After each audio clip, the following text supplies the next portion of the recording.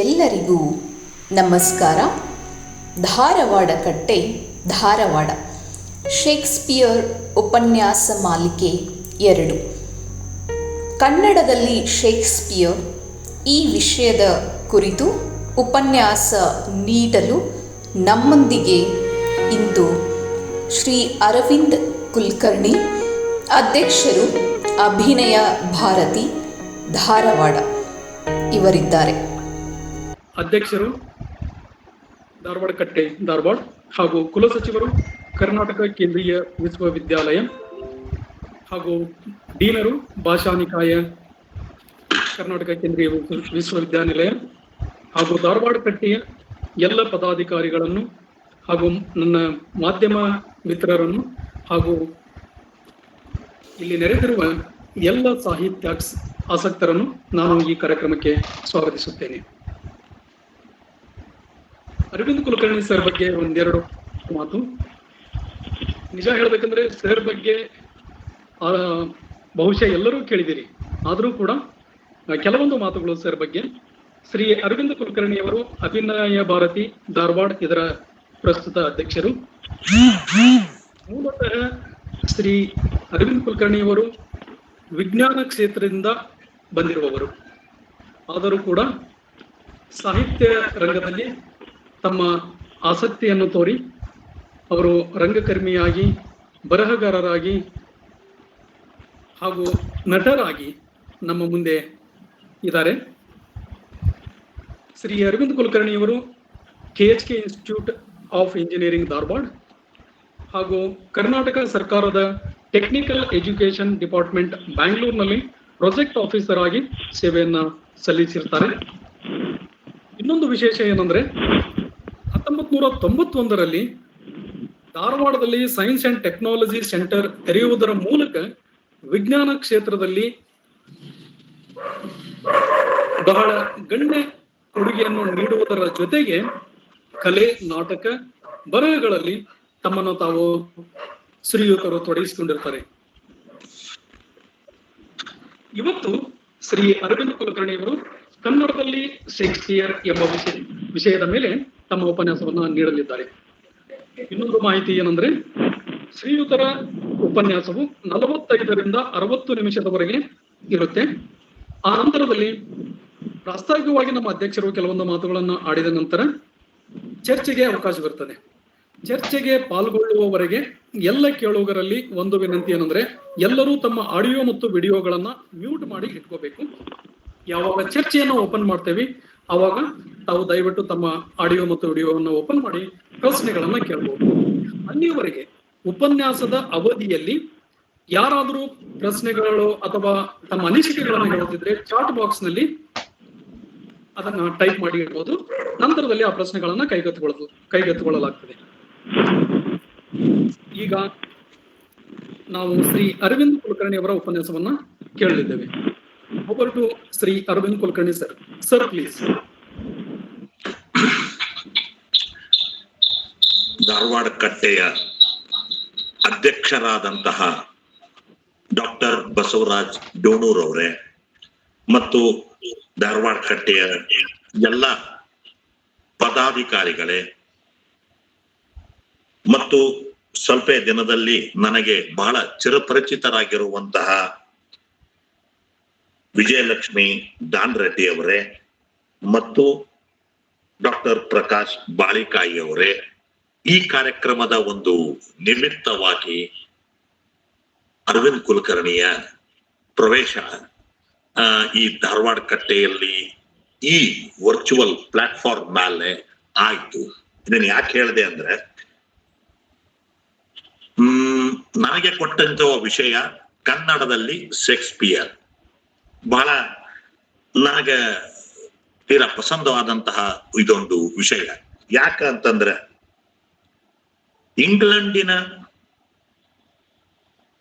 London ನಗರದ Thames ನದಿಯ ಪಕ್ಕಕ್ಕೆ ಇರುವಂತಹ ಗ್ಲೋಬ್ ಥಿಯೇಟರ್ ನಲ್ಲಿ ಅವನ ಯಾರ ನಾಟಕಗಳು ಇನ್ನೂ ಸಹಿತ ನಡೀತಾ ಇವೆಯೋ ಅಂದರೆ ಸುಮಾರು 450 ವರ್ಷಗಳಿಗಿಂತ ಹೆಚ್ಚು ನಡೀತಾ ಅವನು ಯಾರು ಜನಪ್ರಿಯ ನಾಟಕಕಾರರಾಗಿದ್ದಾರೋ ಅವರು ಕನ್ನಡಕ್ಕೆ ಹೇಗೆ ಬಂದ್ರು ಅನ್ನುವ ಒಂದು ಆಸಕ್ತಿದಾಯಕ ವಿಷಯ ಇವತ್ತು ನಮ್ಮ ಮತ್ತು ನಿಮ್ಮ ಮುಂದೆಯೂ ಇದೆ. ಬಹುಶಃ ನನಗೆ ಇಲ್ಲಿಯ ಧಾರವಾಡ ಕಟ್ಟೆಯ ಈ ಕಾರ್ಯಕ್ರಮವನ್ನ ವೀಕ್ಷಿಸುತ್ತಿರುವಂತಹ ಎಲ್ಲರ ಒಂದು ಹಿನ್ನೆಲೆ ಗೊತ್ತಿಲ್ಲ. ಆದ್ರೆ ಎಷ್ಟು ಜನಕ್ಕೆ ಇಂಗ್ಲಿಷ್ ಸಾಹಿತ್ಯ ಆಸಕ್ತಿಗಳು ಜಾಸ್ತಿ ಇದೆಯೋ ಅವರಿಗೆ ಸ್ವಲ್ಪ ಶೇಕ್ಸ್ಪಿಯರ್ನ ಬಗ್ಗೆ ಹೆಚ್ಚು ಗೊತ್ತಿರಲಿಕ್ಕೂ ಸಾಕು.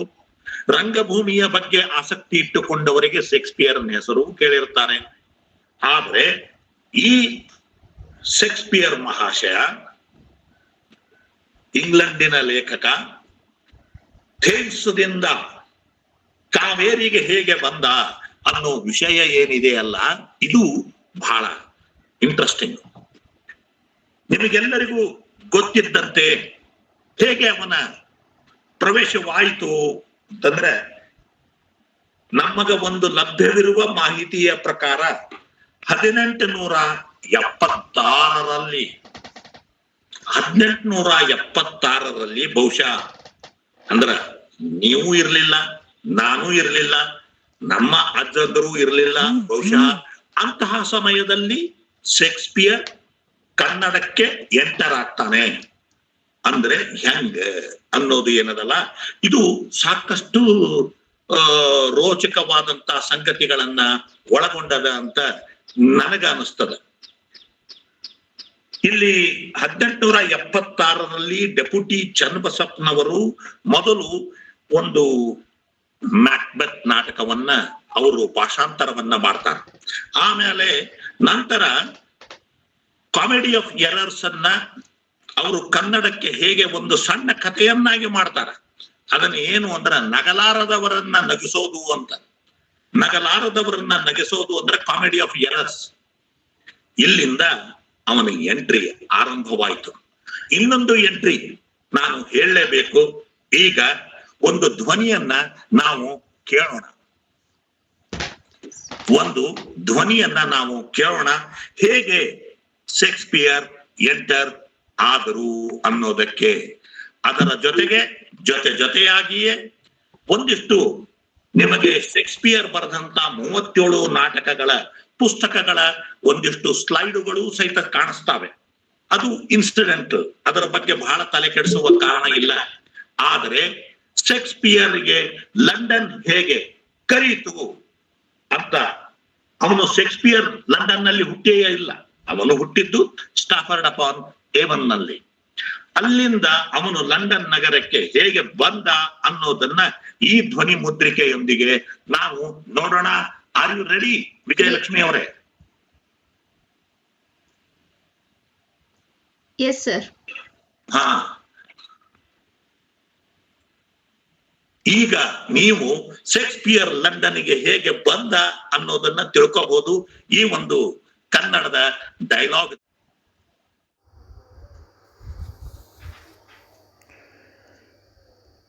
ಏನು ಮಾಡಲಿ ನಾನು? ತಂದೆಯೇ ನನಗೆ ಸರ್ವಸ್ವ, ನನ್ನ ಜೀವನಾಡಿ. ಅವನ ಮಾತು ಕೇಳದಿರುವುದೇ ಅಸಂಭವ. ಅವಳು ಹುಡುಗಿಯೋ ಮಹಿಳೆಯೋ ಮುದುಕಿಯೋ ಅದು ನನಗೆ ಗೊತ್ತಿಲ್ಲ. ಅದು ನನ್ನ ಸಂಬಂಧವೂ ಅಲ್ಲ. ನನಗೆ ಈ ಸಂಬಂಧ ಒಪ್ಪುವುದು ಅನಿವಾರ್ಯವಾಗಿತ್ತು. ಕುಟುಂಬಕ್ಕೆ ಈ ತ್ಯಾಗ ಅವಶ್ಯವಾಗಿತ್ತು. ಒಪ್ಪಿಗೆಯನ್ನೇನೋ ನಾನು ಕೊಟ್ಟು ಬಿಟ್ಟೆ. ಆದರೂ ನನ್ನ ಈ ಸ್ಥಿತಿಯ ಬಗ್ಗೆ ನನ್ನೊಳಗೆ ಹುಟ್ಟುತ್ತಿದ್ದ ಒಂದು ತಾತ್ಸಾರ, ಜಿಗುಪ್ಸೆ, ರೋಷ, ಸೇಡು, ಮತ್ಸರಗಳು ಆಹ್ವಾನಗೊಂಡ ಭಾವದಲ್ಲಿ ನಾನು ಅನ್ನಾಳನ್ನು ಹುಡುಕಿಕೊಂಡು ಹೋದೆ. ಅವಳು ನನ್ನನ್ನು ನೋಡುತ್ತಿದ್ದಂತೆಯೇ ಹಸಿದ ಹುಲಿಯಂತೆಯೇ ನನ್ನ ಮೇಲೆ ಎರಗಿದಳು. ಆಗ ನನ್ನೊಳಗಿನ ಭಾವನೆಯೆಲ್ಲ ಮೇಕೆಯ ರೂಪವನ್ನು ತಾಳಿದಂತಾಗಿ ಅವಳ ಕೊರಳು ಹಿಡಿದು ಜೋತು ಬಿದ್ದು ಆಕಾಶದಗಲದ ಅವಳ ಎದೆಯ ಮೇಲೆ ನಾನು ಬಲಿಯ ಪಶುವಾಗಿದ್ದೆ.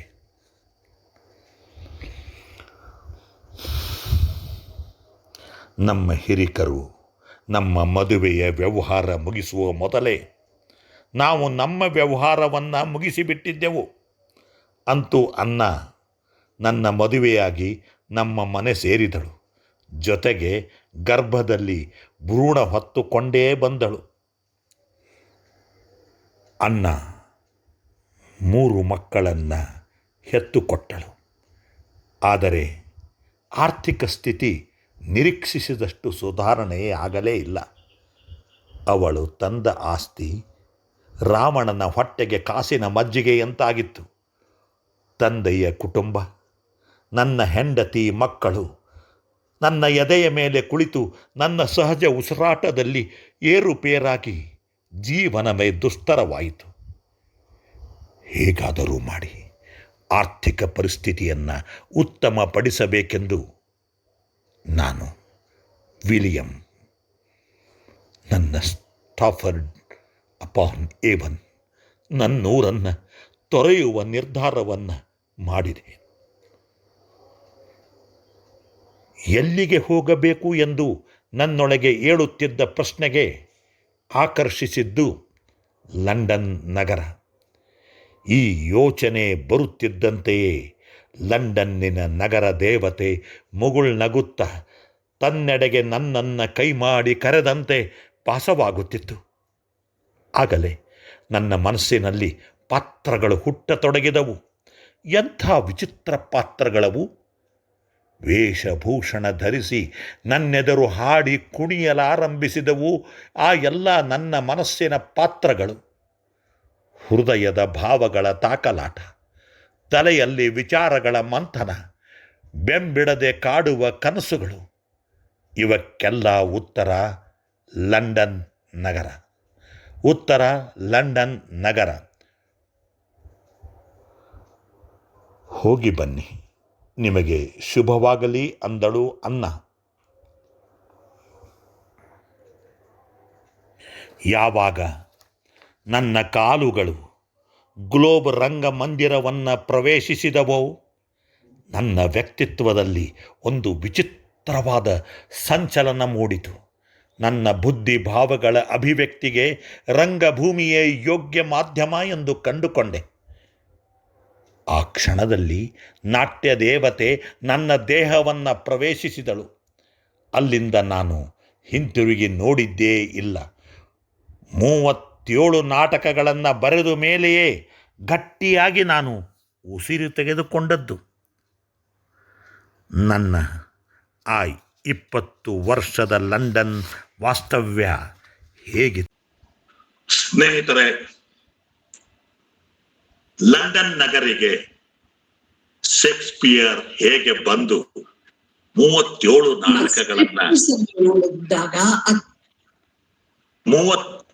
ನಾಟಕಗಳನ್ನ ಹೇಗೆ ಬರೆದನು, ಅದೇ ರೀತಿ ಶೇಕ್ಸ್ಪಿಯರ್ ಈ ಸ್ವಗತ ಶೇಕ್ಸ್ಪಿಯರ್ ಈ ನಾಟಕದ ಡೈಲಾಗ್ ಅನ್ನ ಬರೆದಿಲ್ಲ. ಶೇಕ್ಸ್ಪಿಯರ್ ಲಂಡನ್ನಿಗೆ ತನ್ನ ಸ್ಟಾಫರ್ಡ್ ಅಪಾನ್ ಏವನ್ ನಿಂದ ಹೇಗೆ ಬಂದ ಅನ್ನೋದನ್ನ ಶೇಕ್ಸ್ಪಿಯರ್ ಸ್ವಗತ ಅಂತ ಇನ್ನೂ ಪ್ರಕಾಶಕ್ಕೆ ಬರದಂತಹ, ರಂಗ ಪ್ರದರ್ಶನವನ್ನ ಕಾಣದಂತಹ ಒಂದು ನಾಟಕ.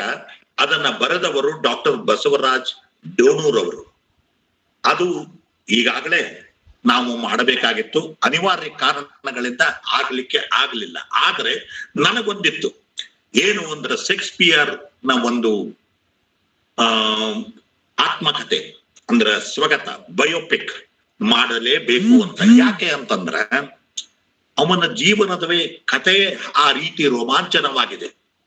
ಅದರದ ಒಂದು ಭಾಗವನ್ನ ಮಾತ್ರ ನಾನು ಇಲ್ಲಿ ತೆಗೆದುಕೊಂಡೆ. ಅವನು ತನ್ನ ಊರನ್ನ ಬಿಟ್ಟು ಲಂಡನ್ ನಗರಕ್ಕೆ ಬಂದು ನಾಟಕ ಹೇಗೆ ಬರೀಲಿಕ್ಕೆ ಶುರು ಮಾಡಿದನೋ ಅಲ್ಲಿಂದ ನಾನು ಶೇಕ್ಸ್ಪಿಯರ್ ಭಾರತಕ್ಕೆ ಬಂದ ರೀತಿಯನ್ನ, ಬಂದ ಇಸ್ವಿಯನ್ನ ಹೇಳಿದ್ದೇನೆ. 1876ರಲ್ಲಿಯೇ ಡೆಪ್ಯೂಟಿ ಚನ್ನಬಸಪ್ಪ, ಬಹಳ ಮಂದಿಗೆ ಇದು ಹೆಸರೇ ಗೊತ್ತಿರೋ, ಇದನ್ನೋ ಇಲ್ಲೋ ನನಗೆ ಗೊತ್ತಿಲ್ಲ, ಉತ್ತರ ಕರ್ನಾಟಕದ ಶಿಕ್ಷಣ ತಜ್ಞ. ಆವಾಗಿನ ಕಾಲಕ್ಕ ಅವರು ಪುಣೆಗೆ ಹೋಗಿ ಕಲಿತು ಬಂದಿದ್ರು. ಅವರು ನಮ್ಮ ಗಂಡು ಮಕ್ಕಳ ಟ್ರೈನಿಂಗ್ ಕಾಲೇಜು ಅವು ಇವು ಧಾರವಾಡದಲ್ಲಿ ಏನ್ ನೋಡ್ತಿರೋ ಶಿಕ್ಷಣದ ಕ್ರಾಂತಿ ಅದಕ್ಕೆ ಮೂಲ ಇದ್ದವರು. ಅದಕ್ಕೆ ಅವರು ಈ ಶೇಕ್ಸ್ಪಿಯರ್ ಅನ್ನ ತಗೊಂಡು ಬಂದು ಅವರು ಈ ಎರಡು ಮ್ಯಾಕ್ಬೆತ್ ಒಂದು ಇನ್ನೂ ಒಂದಿಷ್ಟಿವೆ, ನಾನು ಅವುಗಳನ್ನು ತೋರಿಸ್ಲಿಲ್ಲ. ಯಾಕಂದ್ರೆ ಆ ಬಿಬಿಲೋಗ್ರಾಫಿ ಗತಿ ಹೇಳೋದು ಯಾಕೆ, ಒಂದಿಷ್ಟು ಬೇರೆ ಬೇರೆ ವಿಷಯಗಳನ್ನ ನೀವು ಹಂಚಿಕೊಂಡ್ರಾತು. ಈಗ ಪುಸ್ತಕದ ಒಂದು 3-4 ಪುಟಗಳನ್ನ ನಾನು ಇಟ್ಟಿದ್ದೇನೆ, ಅದು ನಿಮಗೆ ಸಿಗುತ್ತದೆ. ಅಂದ್ರೆ ಯಾರ್ಯಾರು ಯಾವಾಗ ಮಾಡಿದರು ಅಂತ. 1876ರಲ್ಲಿ ಇದು, ನಂತರ 1881ರಲ್ಲಿ ಅಂದ್ರೆ ಮುಂದೊಂದು 5 ವರ್ಷ ಆದ ನಂತರ ವೆಂಕಟೇಶ್ ಬಂಡಿವಾಡ್ ಅವರು ಸಹಿತ ನಾಟಕವನ್ನ ರೂಪಾಂತರವನ್ನ ಮಾಡಿದರು.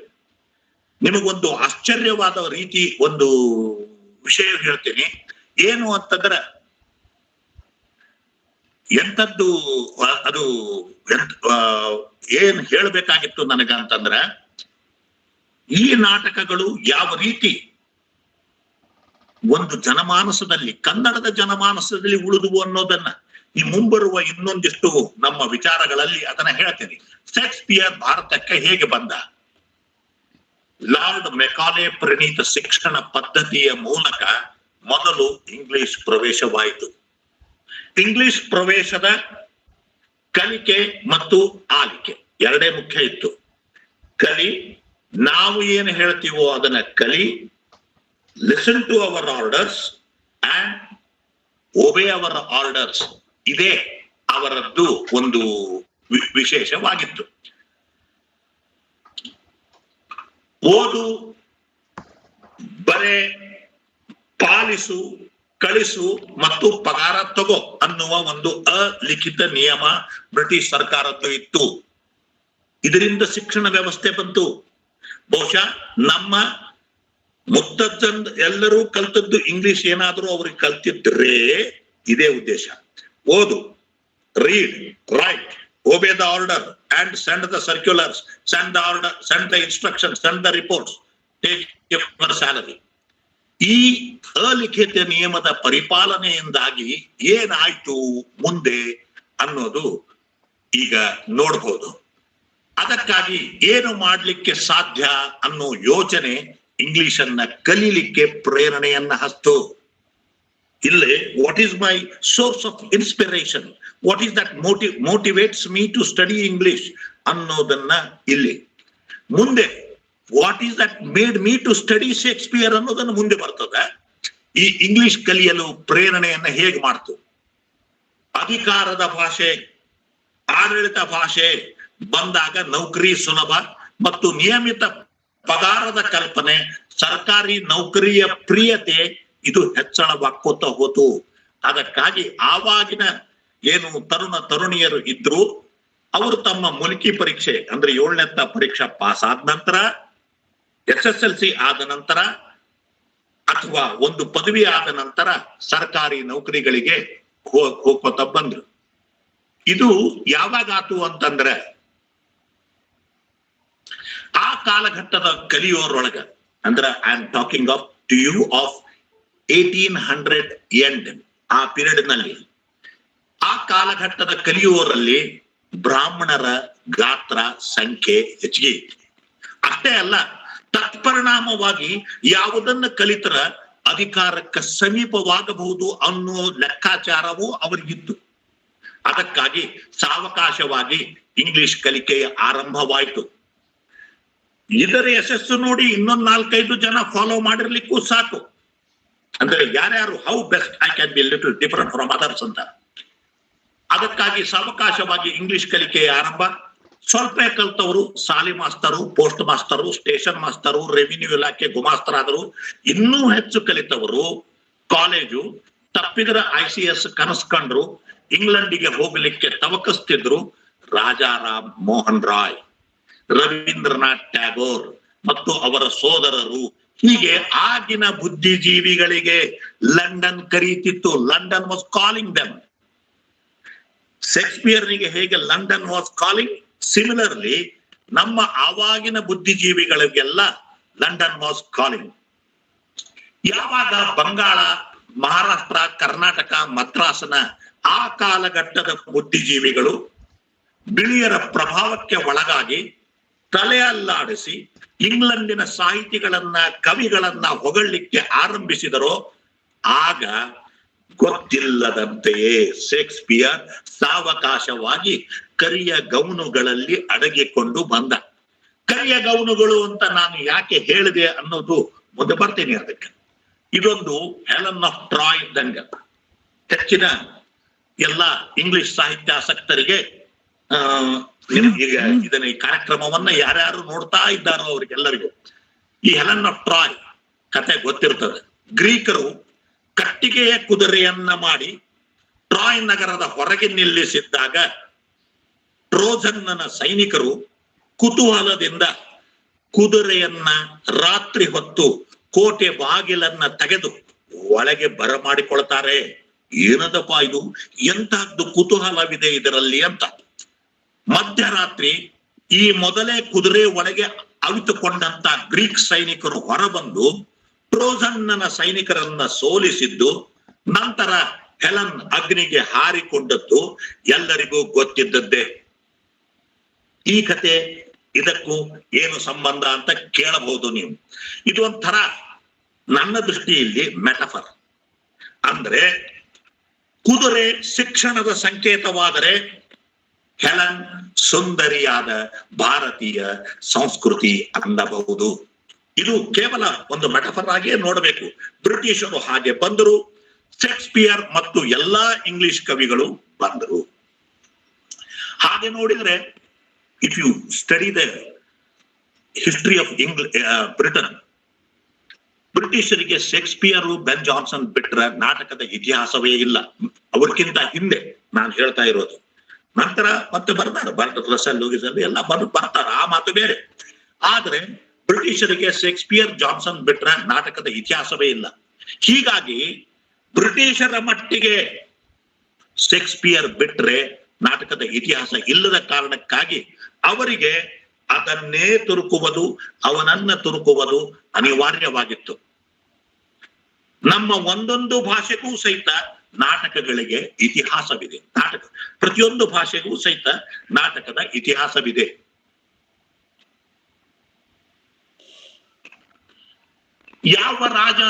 ಯಾವ ರಾಜ ಮಹಾರಾಜರು ಬ್ರಿಟಿಷರ ಆಡಳಿತಕ್ಕೆ ವರವಾಗಿದ್ದರೋ ಅಥವಾ ಅವರ ಪರವಾಗಿದ್ದರೋ ಅಲ್ಲಿ ಇಂಗ್ಲಿಷ್ ಶಿಕ್ಷಣ ಮತ್ತು ಶೇಕ್ಸ್ಪಿಯರ್ ಸುಗಮವಾಗಿ ಪ್ರವೇಶವಾಯಿತು.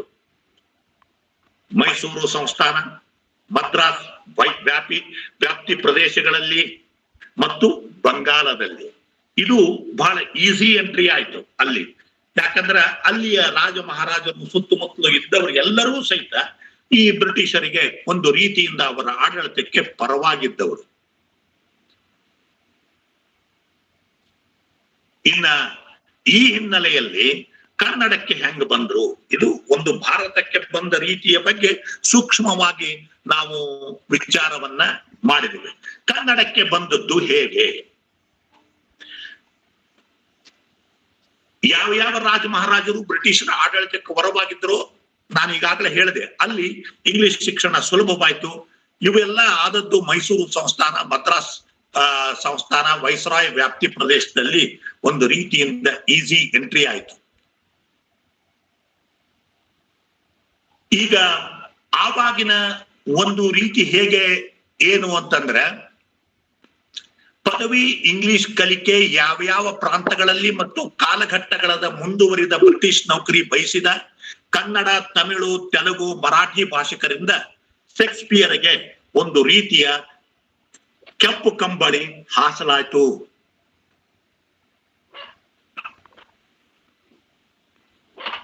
ಈ ದಿಕ್ಕಿನಲ್ಲಿ ಇನ್ನೊಂದು ಮಾತು ಹೇಳಬಹುದು. ಏನು ಅಂತಂದ್ರೆ, ಈ ಬ್ರಿಟಿಷರು ಮತ್ತು ಲಾರ್ಡ್ ಮೆಕಾಲೆ ಇವರೇನು ನಮಗ ಬ್ರಿಟಿಷ್ ಎಜುಕೇಶನ್ ಸಿಸ್ಟಮ್ ಹಾಕಿ ಕೊಟ್ರು, ಯಾವುದರ ಮುಖಾಂತರ ಇವೆಲ್ಲವೂ ಸಾಧ್ಯವಾದವೋ, ಇವರು ವಿಶ್ವವಿದ್ಯಾನಿಲಯಗಳನ್ನು ಅದೇ ರೀತಿ ಮಾಡಿದ್ರು. ಅದಕ್ಕಾಗಿ ನಮ್ಮಲ್ಲಿ ಪದವಿ ಪ್ರದಾನ, ಸೆನೆಟು, ಸಿಂಡಿಕೇಟು, ಬ್ರಿಟನ್ ನಲ್ಲಿ ಹೇಗಿತ್ತಲ್ಲ ಪದವಿ ಕಲ್ಪನೆ, ಅವೆಲ್ಲವೂ ಇಲ್ಲಿ ಬಂದು ಇಂಗ್ಲಿಷ್ ಕಲಿಕೆಯೂ ಬಂತು. ಅವಾಗೇನಾಯ್ತು, ಇಲ್ಲಿ ಇಂಗ್ಲಿಷ್ ಅನ್ನ ಕಲಿಸ್ಲಿಕ್ಕೆ ಯಾರು ಇರಲಿಲ್ಲ. ಅದಕ್ಕೂ ಕಲಿಸಲಿಕ್ಕೂ ಸಹಿತ ಬ್ರಿಟಿಷ್ ಪ್ರೊಫೆಸರ್ಸ್ಗಳು ಯಾರಿಗೆ ವಿಲಿಯಂ ಶೇಕ್ಸ್ಪಿಯರ್ ಒಂದು ದೊಡ್ಡ ಇದು ಆಗಿದ್ದೋ ಅವರೆಲ್ಲರೂ ಅವರನ್ನ ಹಿಡ್ಕೊಂಡೇ ಬಂದ್ರು. ಅಂದ್ರ ವಿಲಿಯಂ ಶೇಕ್ಸ್ಪಿಯರ್ ಅನ್ನ ಹಿಡ್ಕೊಂಡು ಬಂದ್ರು. ಮುಂದೆ ಏನಾಯ್ತು ಅಂತ ಕೇಳಿದರೆ ಇವರು ತಮಗೆ ಗೊತ್ತಿದ್ದಂತ ಶೇಕ್ಸ್ಪಿಯರ್ ಹೇಳಿದ್ರು, ಅವರಿಂದ ಇವ್ರು ಕಲ್ತರು, ಇವರಿಂದ ಅವ್ರು ಕಲ್ತರು. ಆವಾಗ ಬ್ರಿಟಿಷ್ ಸರ್ಕಾರದ ನೌಕರಿ ಮಾಡೋದು ಸಹಿತ ಅಷ್ಟೇ ಹೆಮ್ಮೆಯ ವಿಷಯವಾಗಿತ್ತು. ಅದಕ್ಕಾಗಿ ಏನಾಯ್ತು ಅಂತಂದ್ರ ಎಲ್ಲರೂ ಅಂದ್ರೆ ಹೆಚ್ಚಿನ BA ಕಲಿಯುವವರು, ಸ್ನಾತಕೋತ್ತರ ಕಲಿಯುವವರು ಇಂಗ್ಲಿಷ್ ಪ್ರೊಫೆಸರ್ಸ್ ಗಳಿಂದ ವಿಲಿಯಂ ಶೇಕ್ಸ್ಪಿಯರ್ ಅನ್ನ ತಗೊಂಡ್ರು. ಇವರಿಗೆ ಬೇರೆಯವರು ಇದು ಸಿಕ್ಕಿದ್ರು ಎಲ್ಲೋ ಗೊತ್ತಿಲ್ಲ, ಬ್ರಿಟಿಷರಿಗೆ ಮಾತ್ರ ಅವ್ರಿಗೆ ಗೊತ್ತಿತ್ತು. ಹೀಗಾಗಿ ಅದು ಬಂದ ನಂತರ ನ್ಯಾಚುರಲ್ ಆಗಿ ನನಗೂ ಸಹಿತ ಇಂಗ್ಲಿಷ್ ಗೊತ್ತಿದೆ.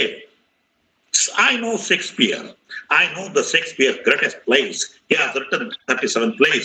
ಅಂತ ಇಂಗ್ಲಿಷ್ ನಲ್ಲಿ ಮಾತನಾಡುವ ಒಂದು ಹುರುಪು ಶುರುವಾತು. ಯಾರ್ಯಾರಿಗೆ ಗೊತ್ತಿದೆಯೋ ಅವರು ಆವಾಗ ನೌಕರಿಗಳು ಇವು ಏನೇನು ಸರ್ಕಾರಿ ಇವು ಸಹಿತ ಅಂತದ್ದನ್ನ ನೀವು ನೋಡ್ತೀರಿ.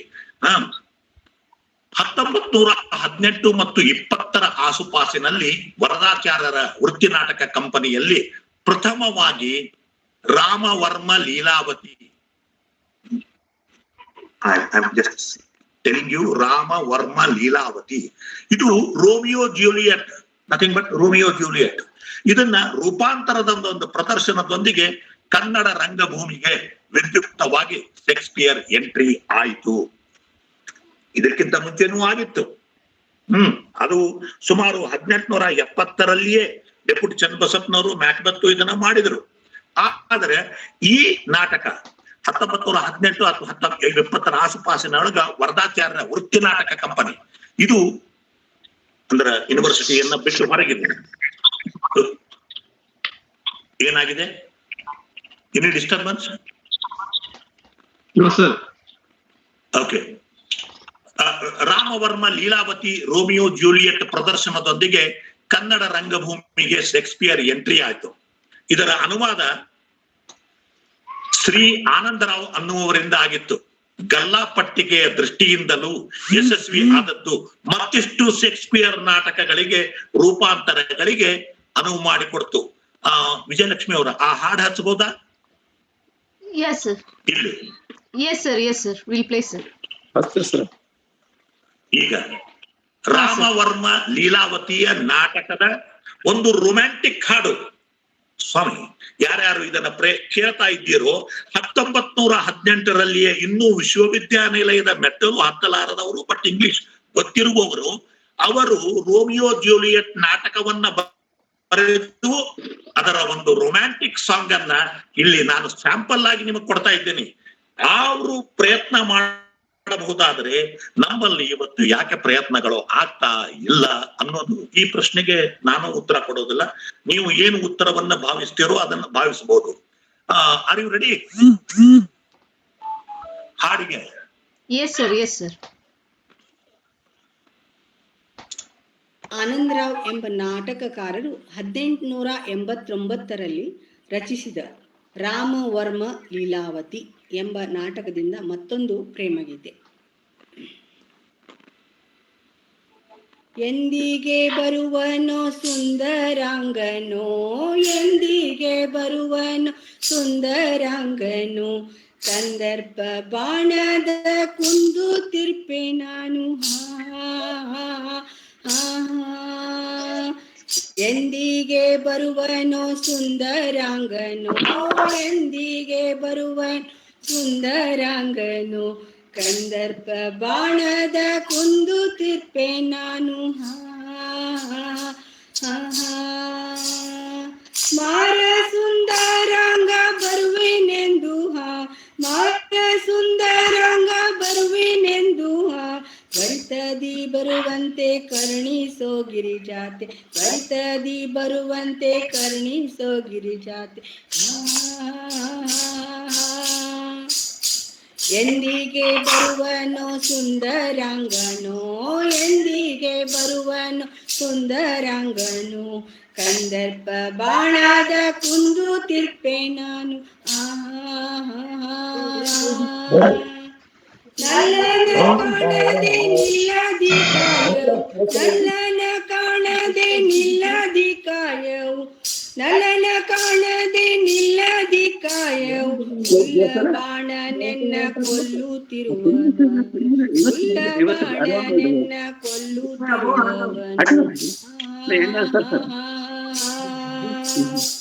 ಎಂದಿಗೆ ಬರುವನೋ ಸುಂದರಾಂಗನೋ, ಎಂದಿಗೆ ಬರುವನೋ ಸುಂದರಾಂಗನೋ, ಕಂದರ್ಪ ಬಾಣದ ಕುಂದು ತಿರ್ಪೆ ನಾನು.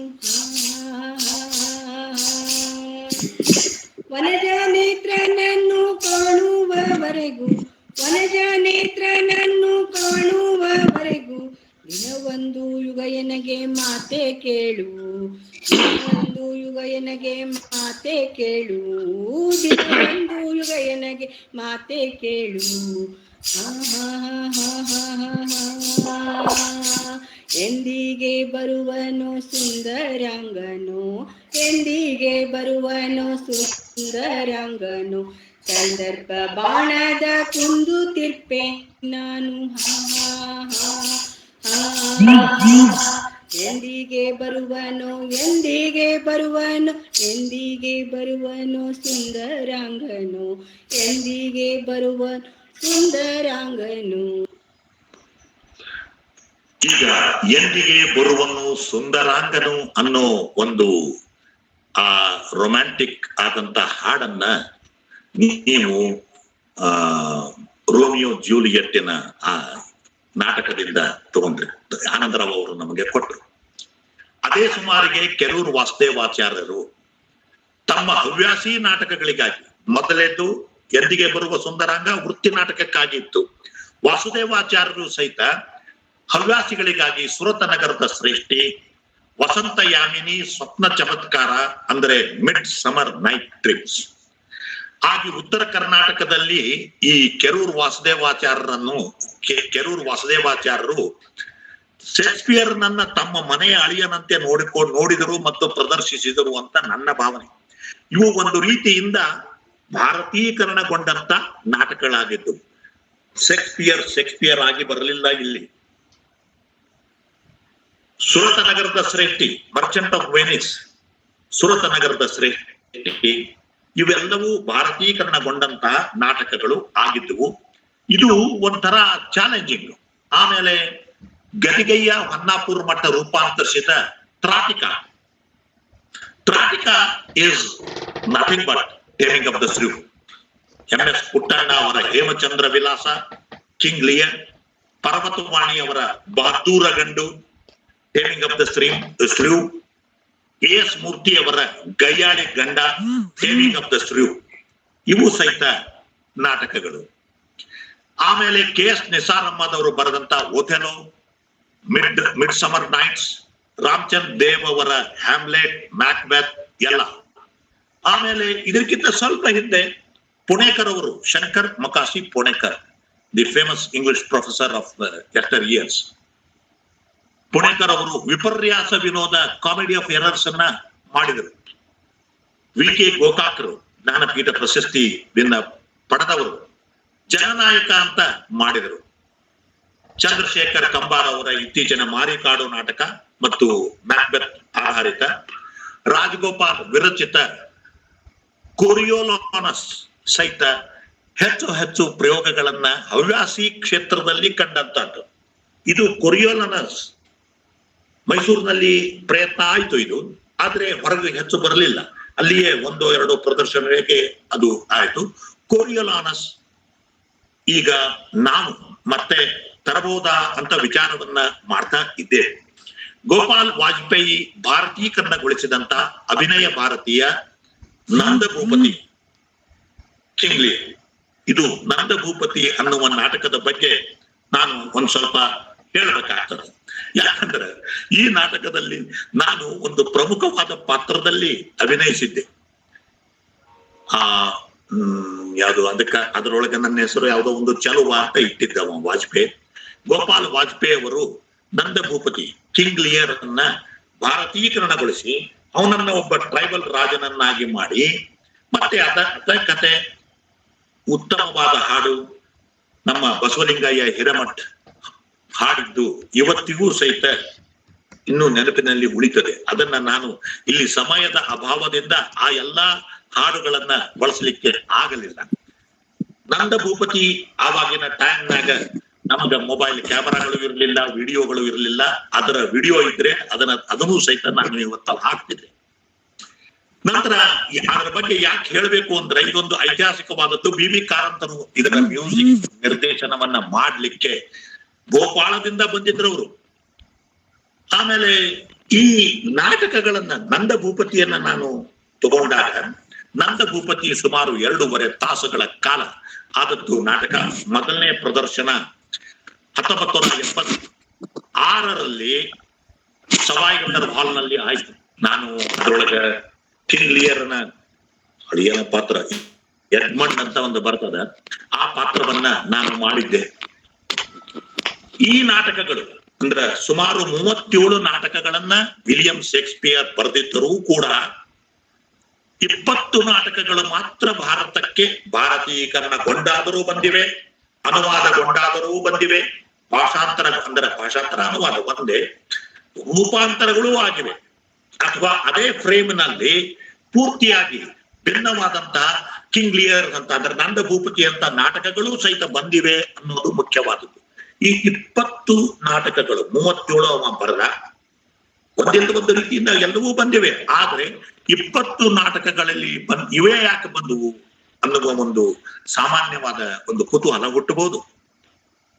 ಒಂದು, ಈ 20 ನಾಟಕಗಳು ಭಾರತೀಯ ಸಂಸ್ಕೃತಿಗೆ ಸಮೀಪವಿದ್ದದ್ದು. ಕಿಂಗ್ ಲಿಯರ್ ಇದು ಹೇಗೆ ಅಂತಂದ್ರೆ, ನಾನು ಕಿಂಗ್ ಲಿಯರ್ ಶೇಕ್ಸ್ಪಿಯರ್ನ ಓದೋಕ್ಕಿಂತ ಮುಂಚೆ ಚನ್ಮಾಮದಲ್ಲಿ ಎಲ್ಲೋ ಒಂದು ಕಥೆಯನ್ನ ಈ ರೀತಿ ಇದ್ದದ್ದೇ ಓದಿದ್ದೆ. ಅದು ಸಂಪೂರ್ಣವಾಗಿ ಭಾರತೀಕರಣಗೊಂಡಿತ್ತು. ಆವಾಗಂತೂ ನನಗೆ ತಿಳಿಲಿಲ್ಲ ಇದು ಶೇಕ್ಸ್ಪಿಯರ್ ಒಂದು ಕಿಂಗ್ ಲಿಯರ್ ಅಂತ, ಅಥವಾ ಇದು ಸಹಿತ ಇಂಡಿಪೆಂಡೆಂಟ್ ಆಗಿ ಇರಬಹುದು. ಎರಡನೇದ್ದು, ಭಾರತೀಯ ಸಂಸ್ಕೃತಿಗೆ ಸಾಮೀಪ್ಯವಾದದ್ದು. ಈ ರೋಮಿಯೋ ಜೂಲಿಯಟ್ ಇರ್ಲಿ, ಮ್ಯಾಕ್ಬೆತ್ ಇರ್ಲಿ, ಹ್ಯಾಮ್ಲೆಟ್ ಇರ್ಲಿ, ಓಥೆಲೋ ಇರಲಿ, ಮತ್ತು ಸ್ಪೆಸಿಫಿಕ್ ಆಗಿ ಓಥೆಲೋ, ನನಗ ತಿಳಿದ ಮಟ್ಟಿಗೆ ಇವೆಲ್ಲವೂ ಸಹಿತ ನಮ್ಮ ಭಾರತೀಯ ಸಂಸ್ಕೃತಿಗೆ, ಕನ್ನಡದ ಒಂದು ಅಸ್ಮಿತೆಗೆ ಒಂದಿಷ್ಟು ಹೇಳುವಂತಾವು, ಹೇಳಿ ಮಾಡಿಸಿದಂತಾವು. ಗಂಡು ಹೆಣ್ಣು, ಅಧಿಕಾರ, ದಾಹ, ರೂಪು, ವ್ಯಾಪಾರ, ವಹಿವಾಟ, ಸಂಬಂಧಗಳು ದಂಡಿಯಾಗಿ ಸಿಗ್ತಾವೆ ಈ ನಾಟಕದಾಗ. ಇದೊಂಥರ ಹೆಂಗಿದ್ವು ಅಂದ್ರೆ, ಈ ನಾಟಕ ಜನಸಾಮಾನ್ಯನಿಗೆ ಏನು ಬೇಕೋ ಎಲ್ಲವನ್ನೂ ಕೊಡುವಂತಾವು. ಅಂದ್ರ ಕಾವ್ಯೇಶು ನಾಟಕ ರಮ್ಯಂ ಅಂತ ಒಂದು ಹೇಳ್ತಾರಲ್ಲ, ಅಂದ್ರ ಕಾವ್ಯದಿಂದ, ಕವಿತೆಗಿಂತ ನಾಟಕ ಹೆಚ್ಚು ಮನರಂಜನೀಯವಾದದ್ದು ಅಂತ. ಇದು ಅಕ್ಷರಶಃ ಸತ್ಯ. ಆದರೆ ಇಲ್ಲಿಯ ರಮ್ಯವಾಗುವುದು ಹೇಗೆ? ಒಂದು ಟೀಮ್ ಎಫರ್ಟ್ ಇರ್ತದೆ. ಒಂದು ಟೀಮ್ ಎಫರ್ಟ್ ಅಂದ್ರೆ ಎಲ್ಲಾರು ಬೇಕು ಇದಕ್ಕೆ. ನಿರ್ದೇಶಕರು ಬೇಕು, ಹಾಡವರು ಬೇಕು, ಕುಣಿಯವರು ಬೇಕು, ನಟರು ಬೇಕು, ನಟಿಯರು ಬೇಕು. ಎಲ್ಲಾರನ್ನು ಕೂಡಿ ಅವರು ಒಂದು ಶಿಸ್ತುಬದ್ಧವಾದ ತಾಲೀಮನ್ನ ಮಾಡಿ ಅವರನ್ನ ರಂಗಮಂದಿರಕ್ಕೆ ಬಿಟ್ಟು ಪ್ರೇಕ್ಷಕರನ್ನ ತರಿಸಿ ಅಥವಾ ಟಿಕೆಟ್ ತಗೊಂಡು ಬಂದು ಇವನ್ನೆಲ್ಲ ನೋಡೋದೇನದಲ್ಲ, ಇದು ಚಾಲೆಂಜಿಂಗ್. ಒಬ್ಬ ಕಾದಂಬರಿಕಾರರಾಗಲಿ, ಒಬ್ಬ ಕಥೆಗಾರರಾಗಲಿ ಕೂತ್ಕೊಂಡು ಒಂದು ಕಾದಂಬರಿ ಬರೆದಂದ್ರೆ ಓದವರು ಓದ್ತಾರೆ, ಇಲ್ದವರು ಇಲ್ಲ. ನಾಟಕದ ಹಂಗಲ್ಲ.